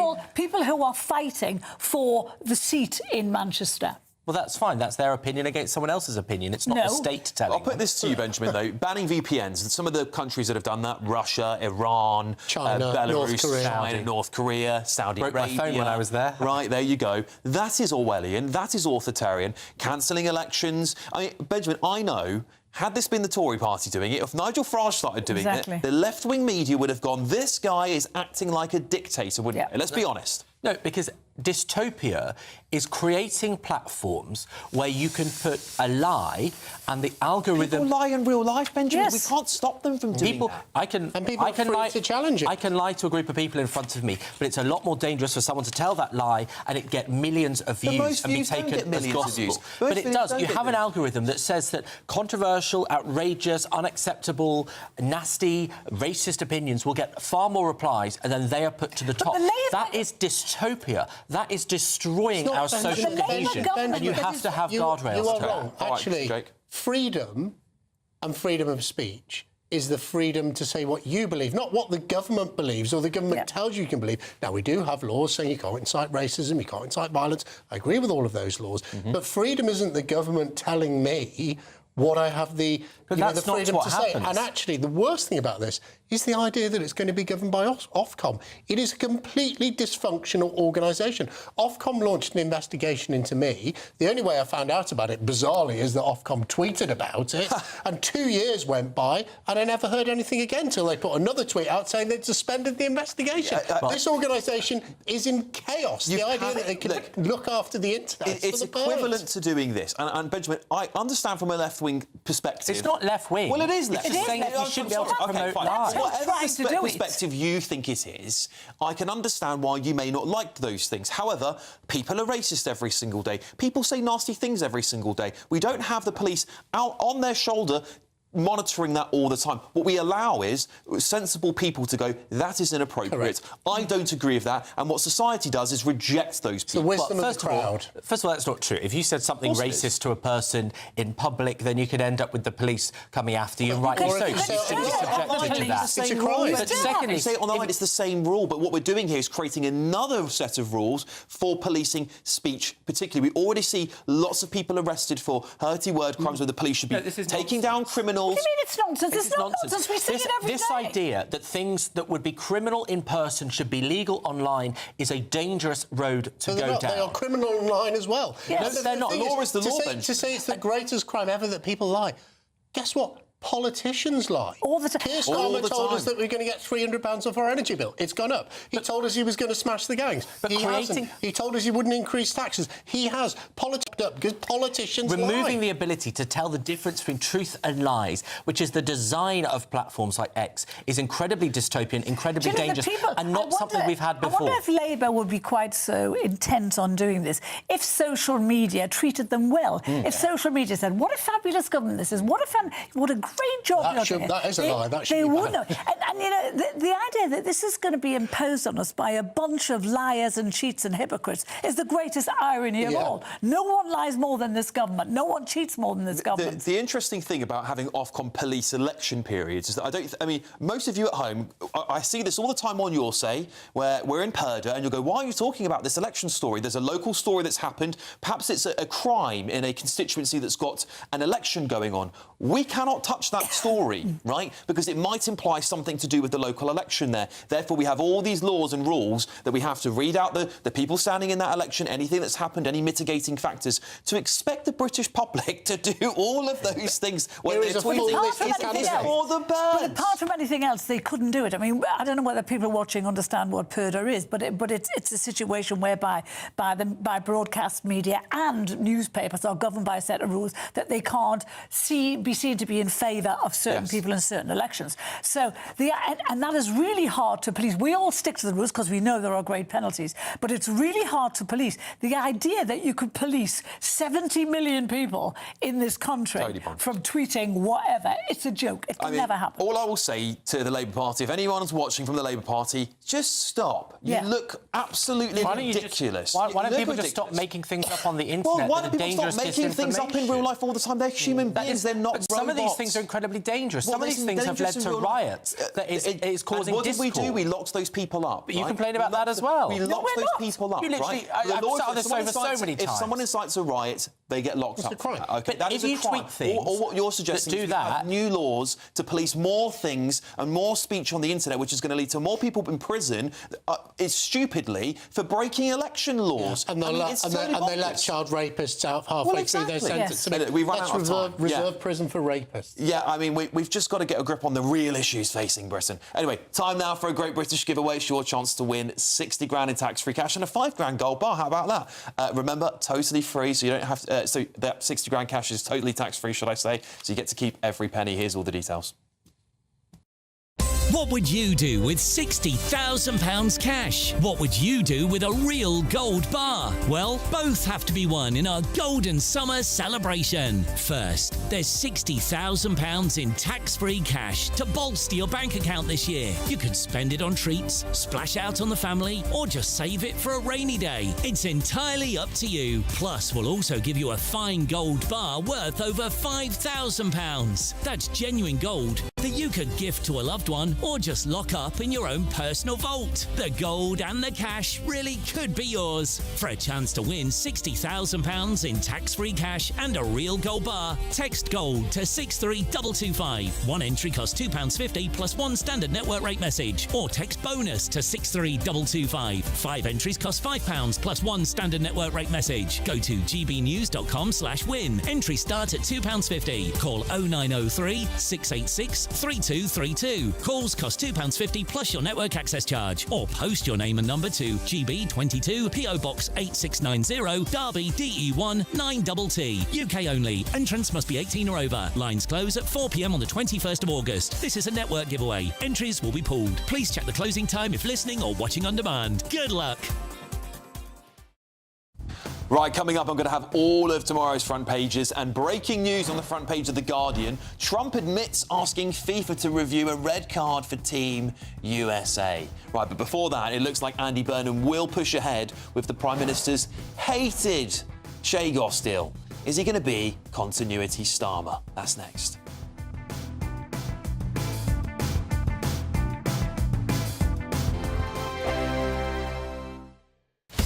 Breaking news, live updates, stories that matter. From the heart of the GB newsroom to every corner of Britain, with our team of dedicated journalists across the UK. GB News bulletins are there to deliver the latest news that matters to you. Bulletins on GB News, the People's Channel, Britain's news channel. Some people enjoy lazy Sunday mornings, but not me. What's the truth of the matter? So that's a very live question. Would you support him if he waters down these plans? Before the spin sets in, I'll be getting to the truth. This is personal. No soft questions, no easy answers. It's one thing if the state has rules in this country. It's another thing whether the police and others actually police them. Setting the agenda and holding those in power to account. You can't really blame her if the system is set up this way. You will not want to miss it, trust me. The Camilla Tominey Show, Sundays from 9:30, only on GB News. I've been in Westminster for a long time, but I know that though power may be here, its effect on people's lives is across the whole of the country. We may be where rules are made, but it's where they're implemented that matters. Join me, Jacob Rees-Mogg, for forthright and frank discussion on where Britain has come from, where it's going, and where it will end up. That's State of the Nation, Monday to Thursday, 8 to 9 o'clock. Vox Populi, Vox Dei. As soon as it hits 11 and the headlines come in, The Late Edition brings you the breaking news from all the front pages. because the news is going to happen. So get a head start today. Patrick Christys tonight, Late Edition. Alex Armstrong tonight, Late Edition. From 11 o'clock every night. Only on GB News, the People's Channel, Britain's news channel. Westminster's full of talk, but out here, it's the real world. Am I allowed to talk now? No, that's it. This is where it matters, real people and real lives. That's what politics is all about. In fact, Trump made a good start. No. Straight answers, no spin, and just a couple of pints. How many fingers have I got up? About 10. So join me for Lee Anderson's Real World every Friday at 7 p.m, only on GB News. The People's Channel, Britain's news channel. Do you trust what you're being told? Good, because neither do I. Those are just facts. I'm Alex Armstrong, and on my show, we'll expose the spin. Well, I want to answer that because you didn't let me last time, because you always speak over me. The broken promises. To deny that is denying the truth. And the hypocrisy. Stop. You think we can allow? Politics, policy, parliament. Nothing is off limits. No sugarcoating, no fear of offence, just the truth laid bare. Tune in every Saturday and Sunday at 9 p.m. for Alex Armstrong Tonight, only on GB News, Britain's news channel.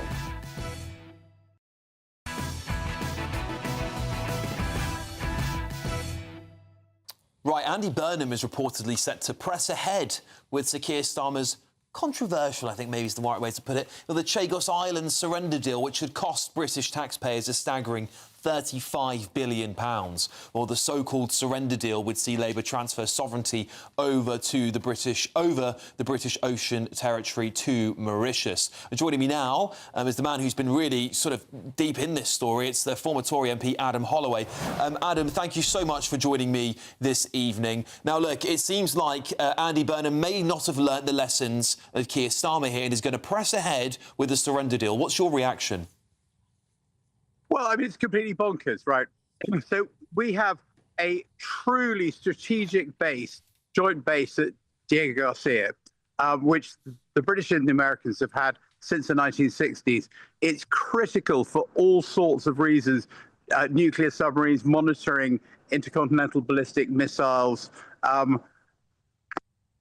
It's enormous, right? So now what we're looking at doing is handing the whole archipelago, all the islands, to Mauritius, who've never had any legitimate claim towards them. So we're also threatening to pay, 48 billion over the next 99 years. It's catastrophic. Strategically, it's catastrophic in terms of the environment. So these islands at the moment are completely pristine. You have a maritime protected area where no one has fit in an area 5 times the size of the UK for the last sort of 20 years. So I've no idea why anyone thinks it's a good idea. And Adam, I know you've got to leave us very shortly, but I just wanted to get a quick word on the Chagosians that went over to the island. What sort of impact would this have on them? Well, I mean, this is the thing. I mean, everyone has forgotten their views. You know, these human rights lawyers, Keir Starmer and all these other people. I mean, they talk about human rights, but the people who've actually been ignored consistently on this are the people who were basically removed in chains in the 1970s. So in my view, we need to think about three things actually. One, the rights of the Chagossians. Two, the environment, and most importantly of all, the whole strategic situation and the fact that we lose this base, we lose it back from Mauritius, but the Chinese, of whom of course Mauritius is a great ally, they then put listening posts on all the outer atolls, and in not this year, next year, 10 years, but over time, the Chinese basically make that base completely unusable. I mean, it's completely mad, and this should be an early warning of just how bad and stupid the situation is going to be. Well, Adam, I know you've got to get away. Thank you so much for joining us for a word on this one. That's former Tory MP there, Adam Holloway. Let's go back to my panel on this. Carol, I just feel like we have gone back and forth on this. There was a defeat in the Lords, a win for the government, back and forth. Surely, Andy Burnham must see how unpopular this policy is and go, do I want to continue the same nonsense that got Keir Starmer into so much trouble? You see, I have the impression that Andy Burnham doesn't care about foreign policy and about foreign politics. I don't think he understands them, never has, never spoken about them, never seemed to care about them. And I think he's just, this would be him saying he's following Starmer's manifestos, following the Labour Party's manifesto, without really knowing what he's doing. You just heard there the reasons why we should keep it strategically. You've heard the Chagossians don't want it. We've heard what it will do for the environment. It's a catastrophe in every way. And the fact that the base will be unusable if the Chinese put listening posts in there is crazy. I think, we heard a few months ago that Trump was thinking of taking it out, buying it from Mauritians. But it's stupid that he has to do that. Yeah. He sees if Donald Trump can see the importance of it, it seems incredible that Andy Burnham can't and this ridiculous government can't. Benjamin, is it a smart idea for us to be giving the Chagos Islands away? Is Andy Burnham right to stay on course? Well, Carol makes an interesting point that we know very little about Andy Burnham's foreign policy views. He's always been an outspoken supporter of Israel, but beyond that, I can't think of any of his other foreign politics. Doesn't have any. On the question of Chagos, well, I always think there must be a justification for it that isn't in the public domain because, multiple Conservative foreign secretaries and prime ministers met to discuss doing the same thing. It was set up before Labour came into power. And so, I'm sure that all of those people, including Liz Truss, would not have acted against the Why have we not heard what those reasons are? They did all block it, though. I think that's the point, isn't it? If someone comes to you with a very, very stupid decision and says, Minister, will you do this? The only right thing to say is no, absolutely not. It's not on our national interest. And what we're seeing about Burnham is it's just going to be continuity Keir, isn't it? He's going to... Oh, what a good phrase. Yes. Thank you. He gave that to me during the break. It's going, he's just going to carry on with all of these anti-British, non-patriotic policies. They're in hock to the Human Rights Brigade, the human rights lawyers. And, why are we paying... By the way, it's part of the trick they're trying to do on the defence budget because they've actually included this payment in the defence spending. Oh, really? Yes, yeah. Why are we paying someone to take our own sovereign territory? It belongs to Britain. And then they might get paid again by Donald Trump, so they get double bubble. What a deal for Mauritians, given they have no claim whatsoever on this land. I thought Andy Burnham was looking at Keir Starmer and going, now that seems You're useless. Stupid. I'll just copy everything you've done. That's what seems to be going on here. Obviously, we don't know what he's going to do yet, do we? But this is a strong source has been reported in the press that he is going to carry on with Chagos. You just think, break away from what wasn't working. It was sucking up so much energy from Parliament. Anyway, there you go. It's politicians for you. Coming up, tomorrow's newspaper front pages and breaking on the front page of The Guardian, Trump admits asking FIFA to review a red card for Team USA. I don't think this is any surprise because he was out going, it was me, I did a fantastic job. So I don't know why they think this is some sort of surprise. Ben Leo's also in Mexico City, so we'll chat to him too. I forecast a perfect holiday in the sun. Weather looking good then? For sure, and no worries about our travel insurance. All Clear Travel Insurance sponsors GB News Travel Destinations Forecast. Hello. The heat will be building across Spain and Portugal. It won't be as widespread or as hot as what we previously had. Across Madeira and the Canaries, cloudy as we go through Tuesday, but across much of Portugal, into Spain, into France, a good deal of sunshine. Further towards the east, that's where we're going to see sunny spells and a few showers, but temperatures actually closer to the average for what we'd expect at this time of year. Otherwise, plenty of sunshine as we go through the week. Bye-bye. All Clear Travel Insurance sponsors GB News Travel Destinations Forecast. Hello again and welcome along to the latest update from the Met Office for GB News. A warm night to come for all of us. A lot of cloud initially through the night and first thing on Tuesday, but fairly widely we're going to see drier, clearer and warmer weather spread north over the next few days. Initially, we do have some weather fronts toppling in over high pressure to affect parts of Scotland, Northern Ireland, Northern England. So thicker cloud here, outbreaks of rain. The more persistent rain, northern and western Scotland, dribs and drabs elsewhere. Cloud also arriving into western England, Wales, that cloud on the low side covering some of the hills. But wherever you are, whether you've got the clear spells, for example, in the southeast of England, or the cloud elsewhere, 15 to 17 Celsius overnight. So a warm night for many of us. But it's a dreary start to the day on Tuesday with a lot of cloud for Scotland, outbreaks of persistent rain affecting the north and northwest of Scotland. More patchy rain through the central belt into southern Scotland, parts of Northern Ireland, particularly towards the north and the west. Northern England, 1 or 2 spots of rain, thicker cloud here first thing, and some patchy cloud for Wales and the west of England, but that's going to clear reasonably quickly through the morning with widespread sunny skies developing for the southern half of the UK. So for the Midlands, Wales, East Anglia, the south of England, hot and sunny once again with light winds. Further north, we do have again a lot of cloud for Northern England, Scotland and Northern Ireland, but brighter and drier for Northern Ireland and Northern England, temperatures reaching the low 20s. Any rain tending to be confined to the far north of Scotland.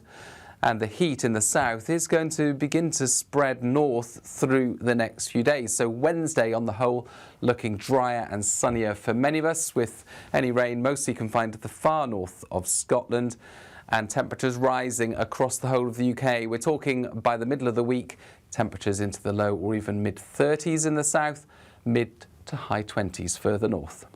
From cold mornings to warm family brunches. From football to tennis in the car. In the kitchen. GB News Breakfast is there. With the stories you need and the conversations that matter. Anyway, let's talk business. Well, it has been a historic night in British politics. It's astonishing, isn't it? We're here again to start your day just right. GB News Breakfast. Every morning from 6 a.m. Only on GB News. Britain's news channel.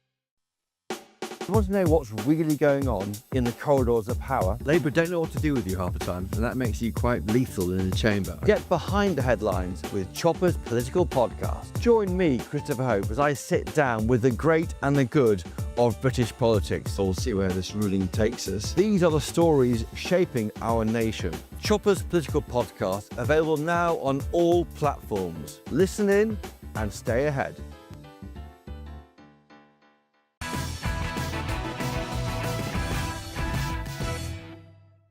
Welcome back, everybody. Let's go to your front pages. The Independent, Starmer, Raw, The Guardian. Now, they've gone for a bit of a sensational headline here. Trump admits asking FIFA to review red card for USA. It's not like he's been on there's the clips of him going around going, it was me, I did a brilliant job. You know, Trump takes credit for this stuff. The iPaper, global outcry as Trump forces FIFA to change Football World Cup rules to help the USA. Of course, I'm here with my panel. We're going to go to Ben Leo in just a second, but let's just remind everybody what Donald Trump said about this red card. He didn't do anything wrong, and he's our best player or one of our best players, a very vital player. And he gave him a red card. I didn't know what that meant. I didn't think it meant much. Then I started hearing that means he can't play in the next game, at least in the next game.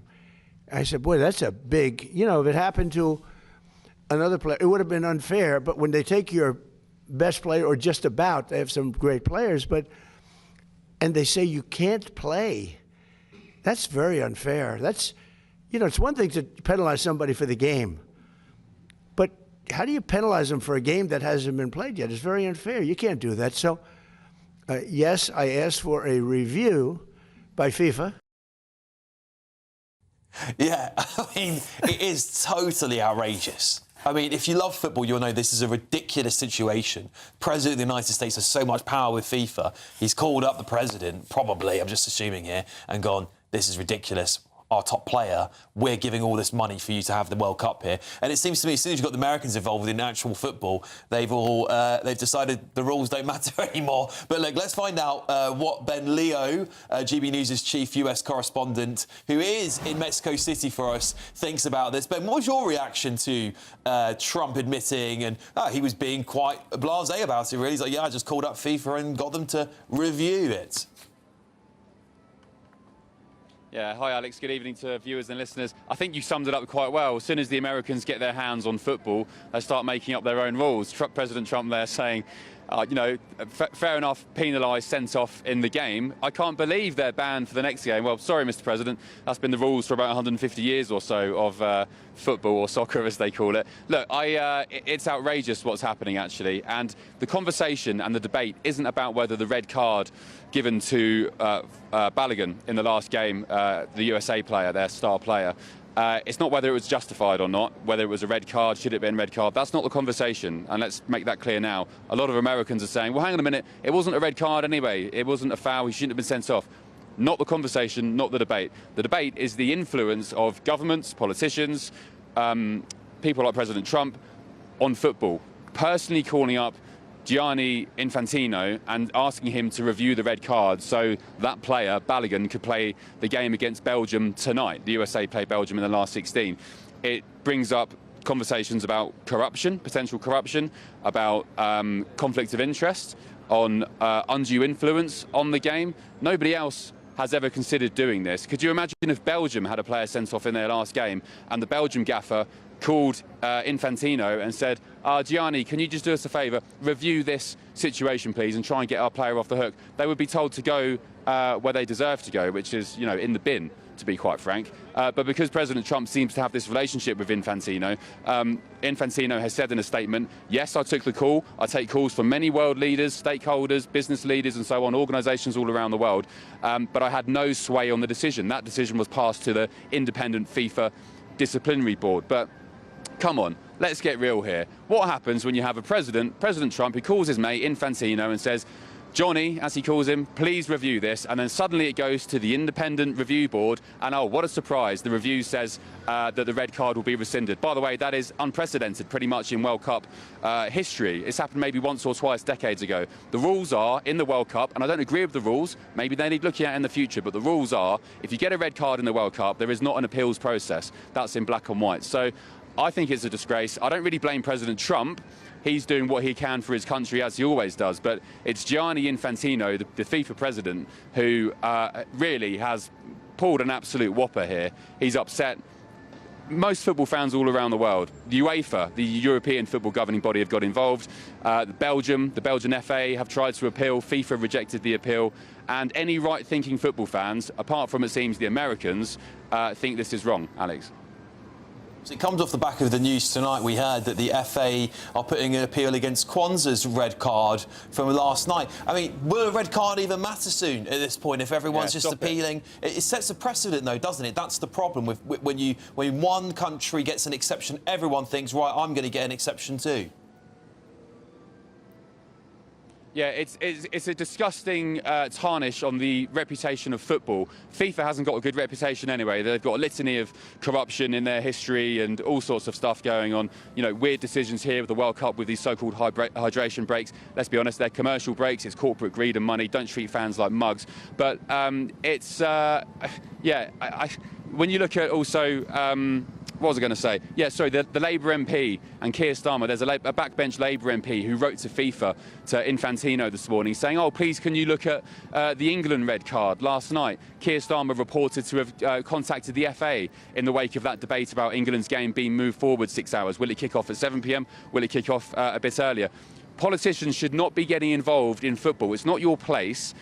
We don't want any sense of corruption. There's enough corruption in football as it is. Politicians of all sorts, whether it's President Trump, Keir Starmer, Labour politicians, Nigel Farage, keep the hell out of football. Thank you very much. Couldn't agree more with you, Ben Leo. Live for us there in Mexico City, setting the world to rights. We'll send him back to the White House soon to tell President Trump how it is. Thank you very much, Ben Leo, there. We'll look forward to seeing you hopefully later on in the show too. Let's just put this back to you guys as well, because it is on the front pages today, and there's lots of different things here on the front pages. Starmer intervened to stop FIFA changing England kick-off. On the front page of The Independent, of course, The Guardian leading on Trump stuff. The Eye are leading on the global outcry around Trump forcing FIFA to change World Cup rules. We've now got the FA appealing Kwanzaa's red card from last night. It does feel, Jake, that the game is sort of just getting politicised at this point. I understand why they've done it, but I'm a bit disappointed with the FA putting the appeal in against the red card. We are a nation that understands fair play. We're a nation that understands the rules of football. We wrote them. And I do think they've made a mistake. Let's leave the cheating to the Americans. Let's hope they lose against Belgium tonight. That would be the best lesson they could be taught. But Britain should play by the rules. Yeah. You know, Ben, he was right when he said, you know, he doesn't blame President Trump, and neither do I. If I was Trump, I'd say, can you rescind it? But what should have happened was FIFA should have said, no. Butt out, get your nose out of it. It's nothing to do with you. But the boss of every country wants his football team to play, so he's got a chance his arm and have a go. But FIFA should have said no, just go away. He should respect the rules. I mean, he didn't even know the rules. No, of course he didn't. He admits that. Which is why he tried. In that clip, he says he didn't even know what a red card was. Precisely. Although he did have the wisdom to say Harry Kane is a great player. Which well, he is right about that. But you know why? He's finally right about something. They play golf together. Oh, do they? They played golf together. He did actually say he's a great golfer in another post, yeah. But I mean, it really is appalling that they've caved into the pressure as far as it looks, because, of course, you know, did Donald Trump ring up and say, hello, buddy, can you look at this? Or did he say, excuse me, I'm the president, you're on my soil, no, you don't know what will happen? I'm sure he did not say that. Because why have they caved in? They've not caved in like this before, and it undermines the entire tournament. This FIFA boss surely has to go after this. I mean, how can he maintain the confidence of any other country? Apparently, there's been an appeal on a red card in the 1960s. I can't quite remember what the case was, but this will be the second time this sort of thing has happened. So there you have it. Look, coming up, breaking news on the front page of The Sun: the King snaps at Harry. This is of course, the Prince's UK visit, which has just been a farce. It's been a disaster so far, and apparently Charles's patience is being tested beyond endurance by his son. Let's talk about that next.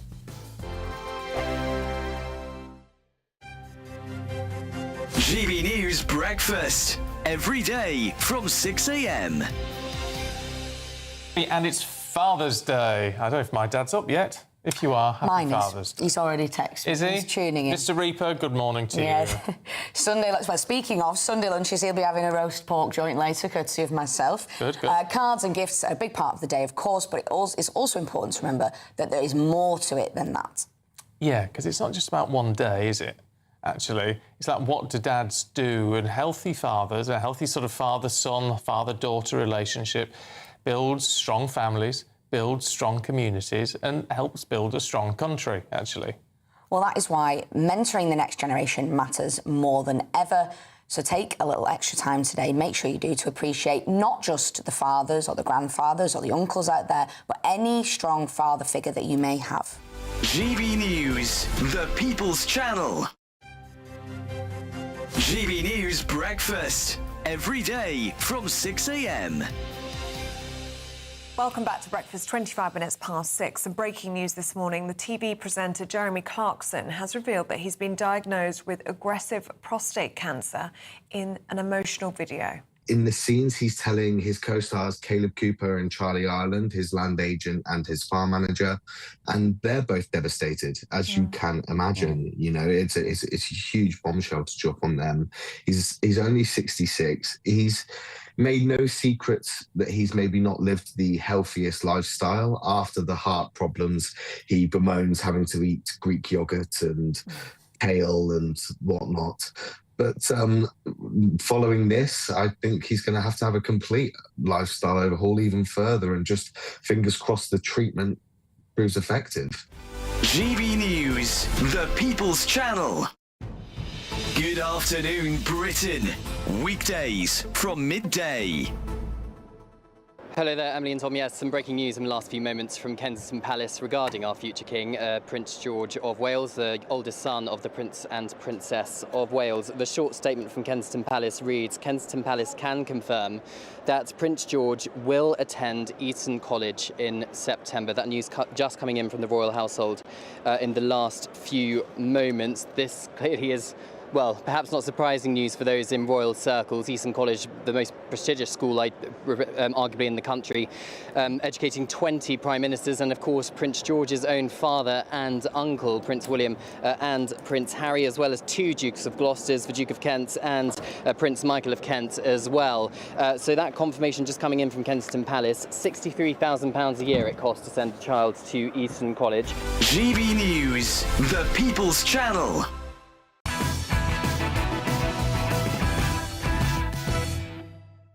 Welcome back. Some more front pages here. The Daily Telegraph. King puts foot down to block Harry's stay. So apparently they're all saying this is the King's doing. The Daily Express. Harry turned away from Palace. The Mirror. Foul World Cup storm. And The Sun. King snaps at Harry. Yeah, it's definitely heating up there, isn't it? The Times. No need to seek work for 100,000 people with ADHD. All of a sudden, I can't sit still on the sofa. But let's go to my panel on Harry, shall we? The Sun headline's pretty sensational, isn't it? Prince UK is in chaos. The King's patience snapped at Harry's chaotic bid to stay at Buckingham Palace, say 8. And this is reportedly that Harry took too long to respond to the invitation, Carol. What happened was, he's been banging on for months, Harry, about how he wants to come here and he wants this to be a reconciliation visit, wants to bring Meghan and the kids to spend time with his father. He wants to reconcile with his father. No, he doesn't. He's a selfish, entitled individual. And what happened was he was invited to stay at Buckingham Palace and he said no because he thought it wasn't secure enough. One of the most secure buildings on the planet wasn't secure enough. Then, and imagine all the planning that went into that. Then a few days later, he changed his mind and said, oh, yes, actually, I don't want to stay there. And they just said, no, get lost. And you know, Charles has quite rightly snapped. Wills has been warning Charles for months about Harry and saying, stop bending over backwards to accommodate him. He's only going to mess about. And this is exactly what he's done. He's faffed about. He could have come here with no fuss, with Meghan and the kids, stayed with the King and got the reconciliation he says he wants. But he doesn't. He just wants his own way. And this was all precipitated by he was turned down by Ravek last year in the appeal court. And Ravek said, this is the UK's security group, who said he could not have police protection. He chanced his arm again this year and asked them to review it. They said, no, nothing's changed. So he threw his toys at the pram and said, OK, I'm not bringing my wife and kids.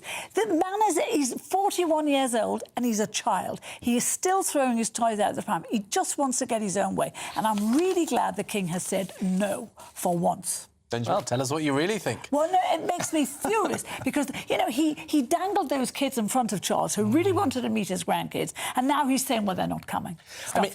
It does seem, this particular episode seems quite childish because apparently on Saturday he finally said, actually, I'll take your Buckingham Palace offer, and they said, well, you know, we can't get all the people on shift to account for you being there, which probably includes security personnel. Yes. So there's a certain irony to coming to it that late. But in general, I think the idea that he doesn't get the level of protection of a practising royal or a senior member of government like the Home Secretary it is unfair because the level of risk that he is at is not going down by whether he's opening fates or not. It's because he's one of the most famous people on earth and he's the child of the head of state of 16 countries, right? And so he can't escape that. And bearing in mind, of course, that his mother was killed in an awful situation, that is going to be deeply on his mind the whole time. And so I really sympathise. His mother was killed in a car crash by a drunk driver. It was a terrible situation, but it was a car crash with a drunk driver. She had security with her at the time. Yes, exactly. So this is nothing to do with... He left this country in a strop. He said he didn't want to be a working royal. He wanted nothing to do with the royal family, but suddenly he wants the kind of protection that the royal family get. He's been turned down for that twice now, and yet he will not give it up. But how would you feel if something appalling happened to Harry, which is entirely possible? Of course I don't want anything appalling. Well, so then why won't you support his protection? Something could happen to anyone in this country. You know, his own security team... team we're not like put out Prince this Harry. his own security team put out this ridiculous story last week saying the biggest danger to him next year at the Invictus Games would be lone, what do you call them, lone... Not wolves. Yeah, lone actors. So there is no terrorist plot. If there was, his own security team would have an idea. They're talking about lone actors. A lone actor could get him in Montecito. He could get him in Portugal, where he reputedly has ICOM. He could get him anywhere. But Don't just get him in London. In the US, his security are allowed to carry guns. They're allowed a level of security that is not legal here for private personnel. He's been on a holiday in Europe. All he asked for was that he's able to have that here. The level of risk to Prince Harry is going to be very high. Why is it going to be high? Because, of course, if you're a terrorist, if you hate this country, then he would be a very effective target. Could it be because in his book Spare, he said that he, along with other people in the military, had killed 25 Taliban? Could it be something to do with that? But that doesn't help your argument, because the point is he would be a target because of that. What do you think of all of it? Not. Well, look, I think I feel terribly sorry for the king, because if you look behind his crown, there's a family which is broken with this. I agree with Carol. I think the king's done the right thing. I think Harry, you can't, as the Queen said, you can't be half royal. You're either royal or you're not. It's a huge privilege to be part of the royal family here in our country. And I think Harry has abused that. And I think it's right that the king has put his foot down and said, you can't stay in Buckingham Palace. And I also, sorry to say, I think it's right that he doesn't have security. I mean, frankly, he's made enough money out of his books and his Netflix series being derogatory about our country and our royal family. We've run out of time, everybody, unfortunately. Yes, absolutely. There'll be more of this conversation going on the late edition next with Will Kingston. I'll be back on Breakfast tomorrow morning on a few hours' sleep, so come and join me there. Thank you all for being here tonight, and I'll see you in just a few hours.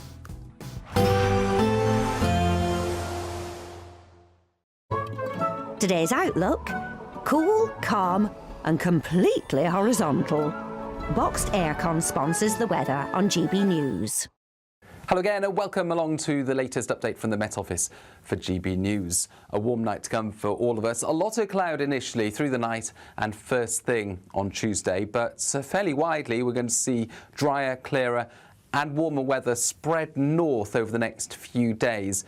Initially, we do have some weather fronts toppling in over high pressure to affect parts of Scotland, Northern Ireland, Northern England. So thicker cloud here, outbreaks of rain. The more persistent rain, northern and western Scotland, dribs and drabs elsewhere. Cloud also arriving into western England, Wales, that cloud on the low side covering some of the hills. But wherever you are, whether you've got the clear spells, for example, in the southeast of England, or the cloud elsewhere, 15 to 17 Celsius overnight. So a warm night for many of us.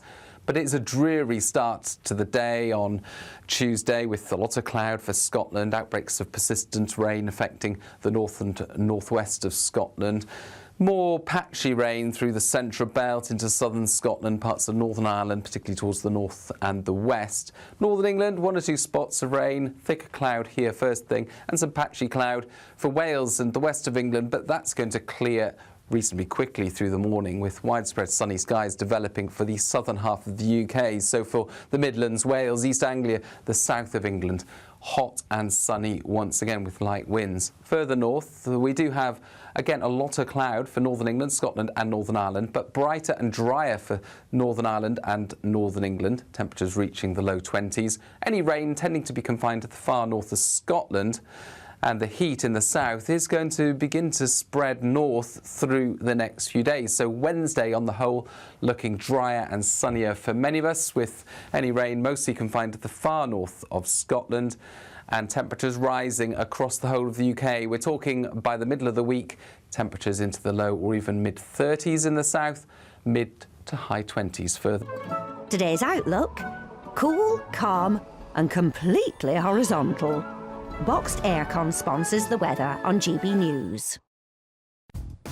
Good evening, ladies and gentlemen. Well, if ever there was a story that was shocking but entirely unsurprising, it is the intervention of Donald Trump with FIFA. Trump is being Trump, he's throwing his weight around, and FIFA are being FIFA. They're being dodgy. If you are surprised by that, I've got a bridge to sell you. We'll be unpacking that on the late edition, as well as going through all the other front pages, including the Times. More than 100,000 people claiming ADHD benefits without any need to look for work. Benefits Britain is broken. More to come on The Late Show Live.